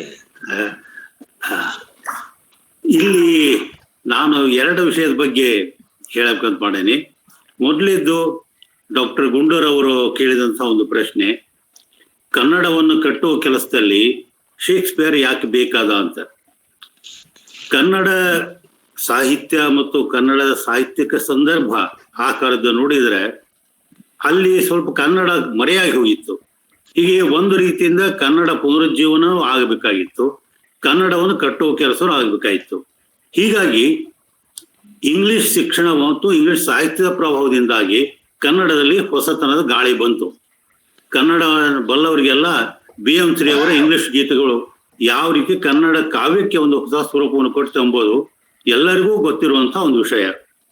ಇನ್ನು 2ನೇದಾಗಿ ನಾಟಕಗಳೇ ಯಾಕೆ ಬೇಕಾದವು ಅಂದ್ರೆ, ನಾಟಕಗಳು ಜನಜೀವನಕ್ಕೆ ಹೆಚ್ಚು ಹತ್ತಿರವಾಗಿರೋದ್ರಿಂದ ಮತ್ತು ನಾಟಕದಲ್ಲಿ ಮನೋರಂಜನೆ ಅಂಶದೊಂದಿಗೆ ನೀತಿ ಬೋಧನೆ ಅಂಶವೂ ಇರೋದ್ರಿಂದ ಅವು ಜನರನ್ನ ಕಾವ್ಯಕ್ಕಿಂತ ಹೆಚ್ಚು ಬೇಗನೆ ಮತ್ತು ಹೆಚ್ಚು ನಿಖರವಾಗಿ ತಲುಪ್ತಾವ. ಹೀಗಾಗಿ ಕಾವ್ಯದ ಜೊತೆಗೆ ನಾಟಕವು ಕನ್ನಡದಲ್ಲಿ ಬಂತು. ಇನ್ನು ಅದು ಯಾವ್ಯಾವ ರೂಪದಲ್ಲಿ ಬಂತು, ನೀವು ಆಗಲೇ ಅರವಿಂದ ಕುಲಕರ್ಣಿ ಅವರು ಬಹಳ ಸಮಗ್ರವಾಗಿ ಸವಿಸ್ತಾರವಾಗಿ ಹೇಳ್ಯಾರ. ಅದನ್ನ ನಾನು ಮತ್ತೆ ಪುನರುಚ್ಚಾರ ಮಾಡೋ ಅವಶ್ಯಕತೆ ಇಲ್ಲ. ಇನ್ನು 2ನೇದ್ದು to be or not to be, ಈ ಸ್ವಗತದ ಬಗ್ಗೆ ಅವರು ಕೇಳಿದಂತಹ ಒಂದು ಪ್ರಶ್ನೆ, ಅದನ್ನ 2 ರೀತಿಯಲ್ಲಿ ನಾವು ನೋಡಬಹುದು. ನಾಟಕದ ಸನ್ನಿವೇಶದಲ್ಲಿ ಹ್ಯಾಮ್ಲೆಟ್ ಬಹಳ ಮಾನಸಿಕವಾಗಿ ಅಸ್ವಸ್ಥಗೊಂಡಂತಹ ಒಂದು ಕ್ಯಾರೆಕ್ಟರ್. ತಂದೆ ಕೊಲೆಯಾಗಿದೆ, ತಾಯಿ ಹಾದರ ಮಾಡ್ತಾ ಇದ್ದಾಳೆ, ಅಣ್ಣನ ಕೊಂದು ಅಣ್ಣನ ಹೆಂಡತಿಯನ್ನ ಜ್ಞಾನಂತ, ಮತ್ತು ಅವನು ಎಲ್ಲೆಲ್ಲಿ ತನ್ನ ದೃಷ್ಟಿಯನ್ನು ಹೊರಳಿಸಿ ನೋಡ್ತಾನೋ ಅಲ್ಲೆಲ್ಲ ಅವನಿಗೆ ಸಹಾನುಭೂತಿಯನ್ನು ತೋರಿಸುವಂತ ಒಂದು ವ್ಯಕ್ತಿನೂ ಅಲ್ಲಿಲ್ಲ. ಪ್ರೇಯಸಿ ಕೂಡ ಅವನ ಮೇಲೆ ಬೇಹುಗಾರಿಕೆಯನ್ನು ಮಾಡುವಂತಹ ಒಂದು ಪಾತ್ರವಾಗಿ ಬರ್ತಾಳೆ. ಇಂಥ ಒಂದು ಸಂದರ್ಭದಲ್ಲಿ ಅವನಿಗೆ ಜೀವನದಲ್ಲಿ ಎಲ್ಲಿಯೂ ಒಂದು ಕಡೆ ಶಾಂತಿ, ಸಮಾಧಾನ, ನೆಮ್ಮದಿ ಸಿಗಬೇಕಂದ್ರೆ ಯಾವ ಒಂದು ವ್ಯಕ್ತಿಯೂ ಇಲ್ಲ, ಸ್ಥಳನೂ ಇಲ್ಲ. ಇಂಥ ಒಂದು ಸಂದರ್ಭದಲ್ಲಿ ಮಾನಸಿಕವಾಗಿ ಭಯಂಕರ ಅಸ್ತತ್ವಗೊಂಡು ಬದುಕಬೇಕು ಅಥವಾ ಬದುಕಬಾರದು, to be or not to be, ಅಂದ್ರೆ to live or not to live. ಯಾಕಂದ್ರೆ ನಾವು ಜೀವನದಲ್ಲಿ ಬಹಳ ನಿರಾಶೆಯನ್ನು ಹೊಂದಿ ಬಹಳವಾಗಿ ತ್ರಸ್ತಗೊಂಡಾಗ ಬದುಕಿ ಮಾಡಬೇಕು ಅನ್ನೋಂಥ ಒಂದು ಪ್ರಶ್ನೆ ಎಲ್ಲರಿಗೂ ಬಂದ ಬರ್ತದೆ. ಆದ್ರೆ ಧೈರ್ಯ ಇದ್ದವರು ಆ ಹಂತವನ್ನು ಮೀರಿ ಮೇಲೆ ಬರ್ತಾರೆ, ಇಲ್ಲ ಅವರು ಕೆಲವರು ಆ ಕೂಸಲ್ಲಿ ಬೀಳ್ತಾರೆ. ಇಂಥ ಒಂದು ಪರಿಸ್ಥಿತಿ ಒಳಗೆ ಹ್ಯಾಮ್ಲೆಟ್ ತನಗೆ ತಾನೇ ಕೇಳಿಕೊಳ್ಳುವಂತಹದ್ದು ಪ್ರಶ್ನೆ ಇದು. ಅದನ್ನ ಅರವಿಂದ್ ಕುಲಕರ್ಣಿ ಅವರು ಜೀವನಕ್ಕೆ ಸ್ವಲ್ಪ ವಿಸ್ತರಿಸಿ ಹೇಳಿ, ನಾವು ಯಾವಾಗ ಡಿಲೆಮಾ ಎದುರಿಸ್ತೇವೋ ಆ ಡಿಲೆಮಾ ಎದುರಿಸುವ ಸಂದರ್ಭದಲ್ಲಿ ಈ ರೀತಿಯ ಒಂದು ಮನಸ್ಸಿನ ಹೊಯ್ದಾಟ, ತಾಕಲಾಟ ಇದ್ದೇ ಇರ್ತದೆ. ಆ ನಾಟಕ ಸಂದರ್ಭದಿಂದ ಬೇರ್ಪಡಿಸಿ ನೋಡಿದಾಗಲೂ ಕೂಡ ಇಂಥ ಒಂದು ಸಮಸ್ಯೆ ಎಲ್ಲರಿಗೂ ಜೀವನದಲ್ಲಿ ಒಮ್ಮೆಲ ಬರುವಂತಹದ್ದೇ. ಅದನ್ನ ನಾವು ಯಾವ ರೀತಿ ಎದುರಿಸ್ತೀವಿ ಅನ್ನೋದ್ರ ಮೇಲಿಂದ ಅದರ ಪರಿಣಾಮ ನಿರ್ಧಾರ ಆಗ್ತದೆ. ನಾಯಕರೇ, ಈಗ ನೀವು ಹೇಳಿದ್ದು okay, thanks for supporting me. ಆದ್ರೆ ನನಗೇನ್ ಅನಿಸ್ತು, ಆ ಪಾಪ ಆ ವಿದ್ಯಾರ್ಥಿ ಕೇಳಿದ್ದು to be or not to be, not only ಅದು ನಾಟಕಕ್ಕೆ ಹ್ಯಾಮ್ಲೆಟ್ಗೆ ಅಷ್ಟ ಅಲ್ಲ, ಪ್ರತಿಯೊಬ್ಬರು ನಾವು ನೀವು ಸಹಿತ ಜೀವನದಲ್ಲಿ ಒಂದೊಂದು ಗಳಿಗೆಯಲ್ಲಿ ಎದುರಿಸುವಂತಹ ಡಿಲೆಮಾಗಳು. ಈಗ ಕೊರೋನಾ ಬಂದಿದೆ, ಯಾವಾಗ ಯಾವ ರೂಪದಲ್ಲಿ ಸಾವು ನಮ್ಮನ್ನ ಹಿಡ್ಕೋತದ ಅನ್ನೋದೇ ಗೊತ್ತಿರುವುದಿಲ್ಲ. ಇದು ಒಂಥರ to live or not to live, ಇದು ಯಾವ ರೀತಿ ಅನ್ನೋದು ಹೇಗ್ ಬರ್ತದಲ್ಲ ಈ ಕರೋನಾನೇ. ಮತ್ತು ಮಾಧ್ಯಮಗಳ ಒಂದು ಪ್ರಹಾರದಿಂದ ಇವತ್ತಿಷ್ಟು ಮಂದಿ ಸತ್ರು, ಅಯ್ಯೋ ನನ್ನ ಹತ್ರ ಯಾವಾಗ ಬರ್ತದ ಅಂತ ನಾವು ಕೂಡ್ತೀವಲ್ಲ, ಅದು ಇದು ಇದೆ. ನಾ ಹೇಳುದು to be or not to be, this is the question. ಅದಕ್ಕ ಓಕೆ, ಇದನ್ನ any interpretations can be done in that way, but thanks for supporting. Okay, ಮತ್ತೆ ಮೇಡಮ್ ಮತ್ತೇನಾದ್ರೂ ಪ್ರಶ್ನೆಗಳು? Sir hello sir. ಹಲೋ, ಹೇಳ್ರಿ. ಹಾ ಸರ್, ನೀವು ಇದ್ದೀರಿ, ನಾಯಕ್ ಸರ್ ಇದ್ದೀರಿ, it's very happy sir. I will ask some question sir. ಏನು ಸರ್, ನಾಯಕ್ ಸರ್ ಇದ್ದಾರೆ ಪ್ಲಸ್ ಕುಲಕರ್ಣಿ ಸರ್ ಇದ್ದೀರಿ, ಇಟ್ಸ್ ವೆರಿ ಹ್ಯಾಪಿ ಸರ್. ಒಂದು ಡೌಟ್ ಇದೆ, ಅದನ್ನ ಕೇಳಬೇಕಾಯ್ತು ಸರ್. ಹೇಳ್ರಿ. Sir, Othello, in the drama of Othello, Shakespeare has used double superlative degree. It is wrong in using the double superlative in English, sir. Why, sir? Sir, Othello ಒಳಗೆ it is most unkindest cut ಅಂತ ಹೇಳಿ double superlative degree ಅನ್ನ use ಮಾಡಿದಾನೆ. ಇದು grammar ನಲ್ಲಿ part ನಲ್ಲಿ ಇದು wrong ಆಗುತ್ತೆ, ಮತ್ತು why he has used, sir? Arvind Kulkarni ಅವರು ಉತ್ತರ ಕೊಡೋದಕ್ಕಿಂತ ಮುಂಚೆ ನಾನೇ ಉತ್ತರ ಕೊಡ್ತೀನಿ. ನೀವು ಕೇಳಿದ ಪ್ರಶ್ನೆ ಅದು ಆಥೆಲ್ಲೋ ಸಂಬಂಧಪಟ್ಟದ್ದಲ್ಲ, ಅದು ಜೂಲಿಯಸ್ ಸೀಸರ್ ಸಂಬಂಧಪಟ್ಟದ್ದು. ಜೂಲಿಯಸ್ ಸೀಸರನ ಶವವನ್ನ ಜನರ ಎದುರಿಗೆ ತೋರಿಸ್ತಾ ಯಾವ ರೀತಿ ಬ್ರೂಟಸ್ ಅವನನ್ನ ತನ್ನ ಡ್ಯಾಗರ್ ಇಂದ ಚುಚ್ಚಿ ಕೊಂದ ಅನ್ನುವಾಗ ಜನರ ಭಾವನೆಗಳನ್ನು ಕೆರಳಿಸೋದ್ರ ಸಲುವಾಗಿ Brutus this the most unkindest cut of all ಅಂತ ಹೇಳ್ತಾನೆ. ಇನ್ನು ಗ್ರಾಮರ್ ಇರೋದು ನಮ್ಮ ನಿಮ್ಮಂತ ಸಾಮಾನ್ಯ ಮನುಷ್ಯರಿಗೆ. ದೊಡ್ಡ ಲೇಖಕರು, ಜೀನಿಯಸ್, ಅವರು ಗ್ರಾಮರ್ ಅನ್ನ ತಮ್ಮ ಅನುಕೂಲಕ್ಕೆ ತಕ್ಕಂತೆ ಬಳಸ್ಕೋಬಹುದು. ಈಗ ಶೇಕ್ಸ್ಪಿಯರ್ ಮೋಸ್ಟ್ ಅನ್ಕೈಂಡೆಸ್ಟ್ ಅಂತ ಹೇಳೋಣಂತ ನಾವು ನಮ್ಮ ಭಾಷೆ ಒಳಗೆ ಬರೆಯೋದ್ರೊಳಗೆ ಮಾತಾಡೋರು ಮಾಡಿದ್ರೆ ನೀವು ಇಂಗ್ಲಿಷ್ ಬರೋದಿಲ್ಲ ಅಂತ ಜನ ಅಂತಾರೆ. ಇನ್ನು ಎರಡನೇದ್ದು ಏನು ಅಂದ್ರೆ, ಅಲ್ಲಿ ಶೇಕ್ಸ್ಪಿಯರ್ನಿಗೆ ಬ್ರೂಟಸ್ ಮಾಡಿದಂಥ ಅತ್ಯಂತ ಹೇಯವಾದಂಥ ಕೆಲಸವನ್ನ ಎಷ್ಟು ಹೆಚ್ಚು ಒತ್ತು ಕೊಟ್ಟು ಹೇಳಬೇಕಾದನ್ಲಿಕ್ಕೆ ಡಬಲ್ ಸೂಪರ್ಲೇಟಿವ್ ಉಪಯೋಗಿಸ್ತಾನೆ. ಇಂಥ ಕೆಲವೊಂದು ಅನೇಕ ಪ್ರಯೋಗಗಳು ಅವನಲ್ಲಿ ಬರ್ತಾವೆ. ಈ ಇನ್ನೊಂದು ನಾಟಕದಲ್ಲಿ ಮೋರ್ ಬೆಟರ್ ಅಂತ ಬರ್ತದೆ. ಮೋರ್ ಬೆಟರ್ ಅನ್ನೋದು ಗ್ರಾಮರ್ ದೃಷ್ಟಿಯಿಂದ ಬಹಳ ತಪ್ಪದದು. ಆದ್ರೆ ನಿಜವಾಗಿಯೂ ದೊಡ್ಡ ಲೇಖಕ ಆದವ ಒಮ್ಮೊಮ್ಮೆ ಗ್ರಾಮರ್ ಕೂಡ ಸ್ವಾತಂತ್ರ್ಯವನ್ನು ವಹಿಸ್ತಾನೆ. ಆದ್ರೆ ಶೇಕ್ಸ್ಪಿಯರ್ ಹಾಗೆ ಮಾಡ್ಯಾನ ತಿಳ್ಕೊಂಡು ನೀವು ಮಾಡ್ಲಿಕ್ಕೆ ಬರೋದಿಲ್ಲ. ಯಾಕಂದ್ರೆ ಅವ್ರಿಗೆ ಅವರೇ ಅರ್ಧ ಕಾರಣಗಳಿರ್ತಾವೆ, ನಮಗೆ ಯಾವ ಕಾರಣ ಇರೋದಿಲ್ಲ. ನಾವು ಮಾಡಿದ್ರೆ ಅವು ಗ್ರಾಮೆಟಿಕಲ್ ಮಿಸ್ಟೇಕ್ ಅಂತಾರೆ. ಈಗ ಥ್ಯಾಂಕ್ಸ್ ನಾಯಕರ, ನೀವು ಇಂಗ್ಲಿಷ್ ಪ್ರೊಫೆಸರ್ ಆಗಿ ಗ್ರಾಮರ್ ಅನ್ನ ತಿಳ್ಕೊಂಡು ಹೇಳಿದ್ದು. ಆದರೆ ನಾನೇನ್ ಹೇಳೋದು ಗೊತ್ತಾ, ನಾನು ನಾಟಕದವ, ರಂಗಭೂಮಿಗೆ ಸಂಬಂಧಪಟ್ಟವ, ಭಾವನೆಗಳಿಗೆ ಸಂಬಂಧಪಟ್ಟವ, ನಟನೆಗೆ ಸಂಬಂಧಪಟ್ಟವ. ಇಲ್ಲಿ ಏನ್ ಬರ್ತದ ಅಂದ್ರ ಗ್ರಾಮರ್ ಬರೋದಿಲ್ಲ. ಲವ್ದೊಳಗೆ ಏನ್ರ ಗ್ರಾಮರ್ ಅದೇನ್ರಿ? ಐ ಲವ್ ಯು ಅನ್ನೋದಕ್ಕೇನ್ ಗ್ರಾಮರ್ ಅದ? ಇದು ಆ ಭಾವನೆಗಳನ್ನ ವ್ಯಕ್ತಪಡಿಸುವಂತದ್ದು. ಅನ್ಕೈಂಡೆಸ್ಟ್ ಈ ಸೂಪರ್ಲೇಟಿವ್ ಇವು ಎಲ್ಲ ಏನವಲ್ಲ. ನಾನು ಈಗ ಪ್ರೀತಿಸಿದ ಹುಡುಗಿಗೆ ನೀನು ರಂಬೆ ಐತಿ, ಊರ್ವಶಿ ಐತಿ, ಮೇನಕೆ ಐತಿ ಅಂತ ಹೇಳ್ತೀವಿ. 3 ಮಂದಿ ಹೆಂಗಾಗ್ತಾರ ಅಂತ ಕೇಳಿದ್ರೆ ಇದಕ್ಕೇನು ಉತ್ತರ? ಒಬ್ಬ ವ್ಯಕ್ತಿನೇ 3 ಜನ ವ್ಯಕ್ತಿ ಆಗ್ತಾರ? ಆಗೋದಿಲ್ಲ. ಆವಾಗ ಈ ರೀತಿಯ ಒಂದು ಬಹಳ ಸೂಪರ್ಫ್ಲೋವಸ್ ಆದಂತ ಸೂಪರ್ಲೇಟಿವ್ ಡಿಗ್ರಿಗಳು ಅದು ಬರ್ತಾವ. ಆದ್ರೆ ನೀವ್ ಹೇಳಿದ್ ನಿಜ. ಅವ್ರು ಹೇಳ್ತಾರ ಅಂತ ತಿಳ್ಕೊಂಡು ನಾವ್ ಹೇಳ್ತೀವೇನು? ನಾವ್ ಹೇಳಿದ್ರೆ ತಪ್ಪಾಗ್ತದೆ. ನಾವ್ ಹೇಳಿದ್ರು ಸರಿ ಆಗ್ತದೆ. ಯಾವಾಗ ಸರಿ? ನೀವು ಯಾರಿಗೆ ಅದನ್ನು ಉದ್ದೇಶಿಸಿ ಹೇಳ್ತಿರಲ್ಲ, ಆವಾಗ ನಿಮ್ಮ ಮತ್ತು ಅವರ ಭಾವನಾತ್ಮಕವಾದ ಒಂದಿಷ್ಟು ಸಂಬಂಧಗಳ ಮೇಲೆ ಈ ಅನ್ಕೈಂಡೆಸ್ಟ್ ಅನ್ನೋದು ಶಬ್ದ, ಈಗ ಗಂಡ ಹೆಂಡತಿ ಇನ್ನೇನು ಡೈವೋರ್ಸ್ನಾಗ ಇದು ಆಗುವಂತಾದಾಗ ಯು ಆರ್ ಅನ್ಕೈಂಡೆಸ್ಟ್ ಟು ಮೀ ಅಂತ ಹೆಂಡತಿ ಹೇಳಿದ್ರ ಆಶ್ಚರ್ಯವಲ್ಲ. ಆವಾಗ ಗ್ರಾಮರ್ ಮುಖ್ಯ ಆಗೋದಿಲ್ಲ ಸ್ವಾಮಿ. ಸಂಬಂಧಗಳಿಗೆ ಗ್ರಾಮರ್ ಮುಖ್ಯವಲ್ಲ. ಇದು ಒಬ್ಬ ರಂಗಭೂಮಿಗೆ ಏನಂತಾರ ಅದಕ್ಕ ಆ ರೀತಿಯಿಂದ ವಿಚಾರ ಮಾಡಿದಾಗ ಇದು ಗೊತ್ತಾಗ್ತದೆ. ಅದಕ್ಕ ನಾವು ಸಾಹಿತ್ಯ ಕೃತಿಗೂ ರಂಗಕೃತಿಗೂ ಮತ್ತು ಇದೇ ರೀತಿಯ ಒಂದಿಷ್ಟು ಭಿನ್ನಾಭಿಪ್ರಾಯಗಳನ್ನ ಹೇಳ್ಬೋದು. All these are acceptable, there is nothing wrong. ಮತ್ತೆ ಇದು ವಿಜಯಲಕ್ಷ್ಮಿ ಅವರ ಏನಾದ್ರು ಇದೆಯಾ? ಸರ್, ಈ ಒಂದು ಲಾಸ್ಟ್ ಕ್ವೆಶನ್ ನಾವು ತಗೋಬಹುದು. ಇನ್ನೊಂದು 3 minutes ಇದೆ. ಇಲ್ಲೊಬ್ರು ಸುದೀಪ್ ಬಿ ಅಂತ ಹೇಳ್ಬಿಟ್ಟು ಒಂದು ಕ್ವೆಶನ್ ಹಾಕಿದ್ದಾರೆ. But for their bravery they lost the battle, but for their cowardice they lost the battle, which is correct ಅಂತ ಹಾಕಿದ್ದಾರೆ ಸರ್. ಇದು ಯಾವ ಮಾತು ಅಲ್ಲ. ಇದು ಈಗ ಯುದ್ಧವನ್ನ ಗೆಲ್ಲಲಿಕ್ಕೆ ಸಾಕಷ್ಟು ಬೇರೆ ಬೇರೆ ಹಾದಿಗಳಿರ್ತಾವ. ಯುದ್ಧವನ್ನ ಗೆದ್ದೀವಿ ಅನ್ನೋದು ಒಂದಿರಬಹುದು, ಆದರೆ ಅಂಜುಗುಳಿತನ ಅಥವಾ ಕೋವಾರ್ಟಿಸ್ ಅಂತ ಅವ್ರೇನು ಹೇಳಿದ್ರು, ಹೇಳಿತನ, ಇದು ಅವ್ದು ಗೆಲ್ತಾ ಅಂತ ಕೇಳಿದರೆ ಮತ್ತೆ ಇದು ಮತ್ತೆ ಬೇರೆ ಬೇರೆ ವಿಷಯಗಳ ಹೋಗ್ತವೆ. ಈಗ ಉದಾಹರಣೆ, ಕುರುಕ್ಷೇತ್ರ ಯುದ್ಧದಲ್ಲಿ ಭೀಷ್ಮನ್ನ ಹೊಡಿಲಿಕ್ಕೆ ಆಗೋದೇ ಇಲ್ಲ. ಶಿಖಂಡಿನ ತಂದೆ ನಿಲ್ಲಿಸ್ತಾರ, ಗೆದ್ರು, ನೋ ಡೌಟ್. ಪಾಂಡವರು ಗೆದ್ದರು ಯುದ್ಧ. ಆದರೆ ಶಿಖಂಡಿ ಬರ್ದಿದ್ರೆ ಗೆಲ್ತಿದ್ದಿಲ್ಲ. ಅದಕ್ಕೆ ಯಾವ್ದು ಏನಾಯ್ತು ಇದ್ರೊಳಗ ಅನ್ನೋದು ಈ ರೀತಿಯಿಂದ ವಿಚಾರ ಮಾಡಿದಾಗ ಅದು 2 ಅರ್ಥವೂ ಒಂದೇ.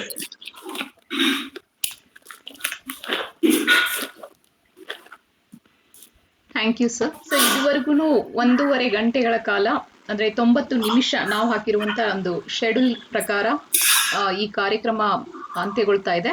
ಅದಕ್ಕೂ ಮುನ್ನೆ ನಾನು ಶ್ರೀ ಅರವಿಂದ್ ಕುಲಕರ್ಣಿ ಅವ್ರಿಗೆ ಧನ್ಯವಾದಗಳನ್ನ ಅರ್ಪಿಸಲಿಕ್ಕೆ ಇಷ್ಟಪಡ್ತೀನಿ. ಇದುವರೆಗೂ ಕನ್ನಡದಲ್ಲಿ ಶೇಕ್ಸ್ಪಿಯರ್ ಎಂಬ ಸುದೀರ್ಘ ಒಂದು ಉಪನ್ಯಾಸವನ್ನ ಅವರು ನೀಡಿದ್ದಾರೆ. ಈ ಉಪನ್ಯಾಸಕ್ಕಾಗಿ ಅವರಿಗೆ ಧನ್ಯವಾದಗಳು. ಅದೇ ತರನಾಗಿ ವಿ.ಟಿ. ನಾಯಕ್ ಸರ್ ಕೂಡ ಕೊನೆಯಲ್ಲಿ ಸಾಕಷ್ಟು ವಿಚಾರಗಳನ್ನ ಅವರಿಗೆ ಪೂರಕವಾಗಿ ನೀಡ್ತಾ ಬಂದ್ರು. ಅವ್ರಿಗೂ ಕೂಡ ನಾನು ಧನ್ಯವಾದಗಳನ್ನ ಅರ್ಪಿಸ್ತಾ ಇದ್ದೀನಿ. ಹಾಗೆ ಪ್ರೊಫೆಸರ್ ಬಸವರಾಜ್ ಡೋನೂರ್ ಗುರುಗಳು, ಇವರು ಇಡೀ ಕಾರ್ಯಕ್ರಮದ ನಮ್ಮ ರೂವಾರಿಗಳು, ಅವ್ರಿಗೂ ಕೂಡ ನಾನು ಧನ್ಯವಾದಗಳನ್ನ ಅರ್ಪಿಸ್ತಾ ಇದ್ದೀನಿ. ಅದೇ ತರನಾಗಿ ಈ ಕಾರ್ಯಕ್ರಮದಲ್ಲಿ ಸುಮಾರು 80 ಜನ ಬೇರೆ ಬೇರೆ ವಿಭಾಗಗಳಿಂದ, ಬೇರೆ ಬೇರೆ ಪ್ರದೇಶಗಳಿಂದ ಜಾಯ್ನ್ ಆಗಿದ್ರು. ಅವರೆಲ್ರಿಗೂ ಕೂಡ ವಿಶೇಷವಾಗಿ ಕಾಂಚನಾ ಗಾಂವ್ಕರ್ ಇವರೆಲ್ರಿಗೂ ಕೂಡ ಧನ್ಯವಾದಗಳನ್ನ ಅರ್ಪಿಸ್ತಾ, ಮುಂದಿನ ಶನಿವಾರ ಅಂದ್ರೆ 15/5/2021 ಶೇಕ್ಸ್ಪಿಯರ್ನನ್ನ ಏಕೆ ಓದಬೇಕು ಈ ವಿಷಯದ ಕುರಿತು ಪ್ರೊಫೆಸರ್ ಬಸವರಾಜ್ ಡೋನೂರ್, ಕುಲಸಚಿವರು, ಕರ್ನಾಟಕ ಕೇಂದ್ರೀಯ ವಿಶ್ವವಿದ್ಯಾಲಯ ಕಲಬುರಗಿ, ಇವರು ತಮ್ಮ ಉಪನ್ಯಾಸವನ್ನ ಮಂಡಿಸಲಿದ್ದಾರೆ. NS ಗುಂಡೂರ್ ಸರ್ ಮತ್ತೆ ಪ್ರಕಾಶ್ ಬಾಳಿಕಾಯಿ ಸರ್, ಆಮೇಲೆ ಈ ಕಾರ್ಯಕ್ರಮವನ್ನ ಇದುವರೆಗೂ ನಡೆಸ್ಕೊಟ್ಟಂತ ಡಾಕ್ಟರ್ ಪ್ರಕಾಶ್ ಬಾಳಿಕಾಯಿ, ತಾಂತ್ರಿಕವಾಗಿ ನಮ್ಮೆಲ್ರಿಗೂ ಕೂಡ ನೆರವು ನೀಡ್ತಿರುವಂತ ಭಾಗ್ಯಶ್ರೀ ಸಾಲಿಮಠ್ ಮತ್ತೆ ಸಮಂತ್ ಪತ್ತಾರ್, ಇವರೆಲ್ರಿಗೂ ಕೂಡ ನಾನು ಧನ್ಯವಾದಗಳನ್ನ ಅರ್ಪಿಸ್ತಾ ಇದ್ದೀನಿ. ಎಲ್ರಿಗೂ ಮತ್ತೊಮ್ಮೆ ಧನ್ಯವಾದಗಳು. ಇದೇ ರೀತಿನಲ್ಲಿ ಹೆಚ್ಚಿನ ಸಂಖ್ಯೆಯಲ್ಲಿ ನಮ್ಮ ಜೊತೆಗೆ ಮುಂದಿನ ವಾರ ಮತ್ತೆ ಅದರ ಮುಂದಿನ ವಾರ ಪ್ರತಿ ವಾರನೂ ನಮ್ಮ ಜೊತೆಗಿರಿ, ಉಪನ್ಯಾಸದಲ್ಲಿ ಭಾಗವಹಿಸಿ, ಚರ್ಚೆನಲ್ಲಿ ಭಾಗವಹಿಸಿ ಅಂತ ಮತ್ತೊಮ್ಮೆ ಕೇಳ್ಕೊಳ್ತಾ ಈ ಕಾರ್ಯಕ್ರಮನ ಇಲ್ಲಿಗೆ ಮುಗಿಸ್ತಾ ಇದ್ದೀವಿ. ಧನ್ಯವಾದಗಳು. Thank you sir.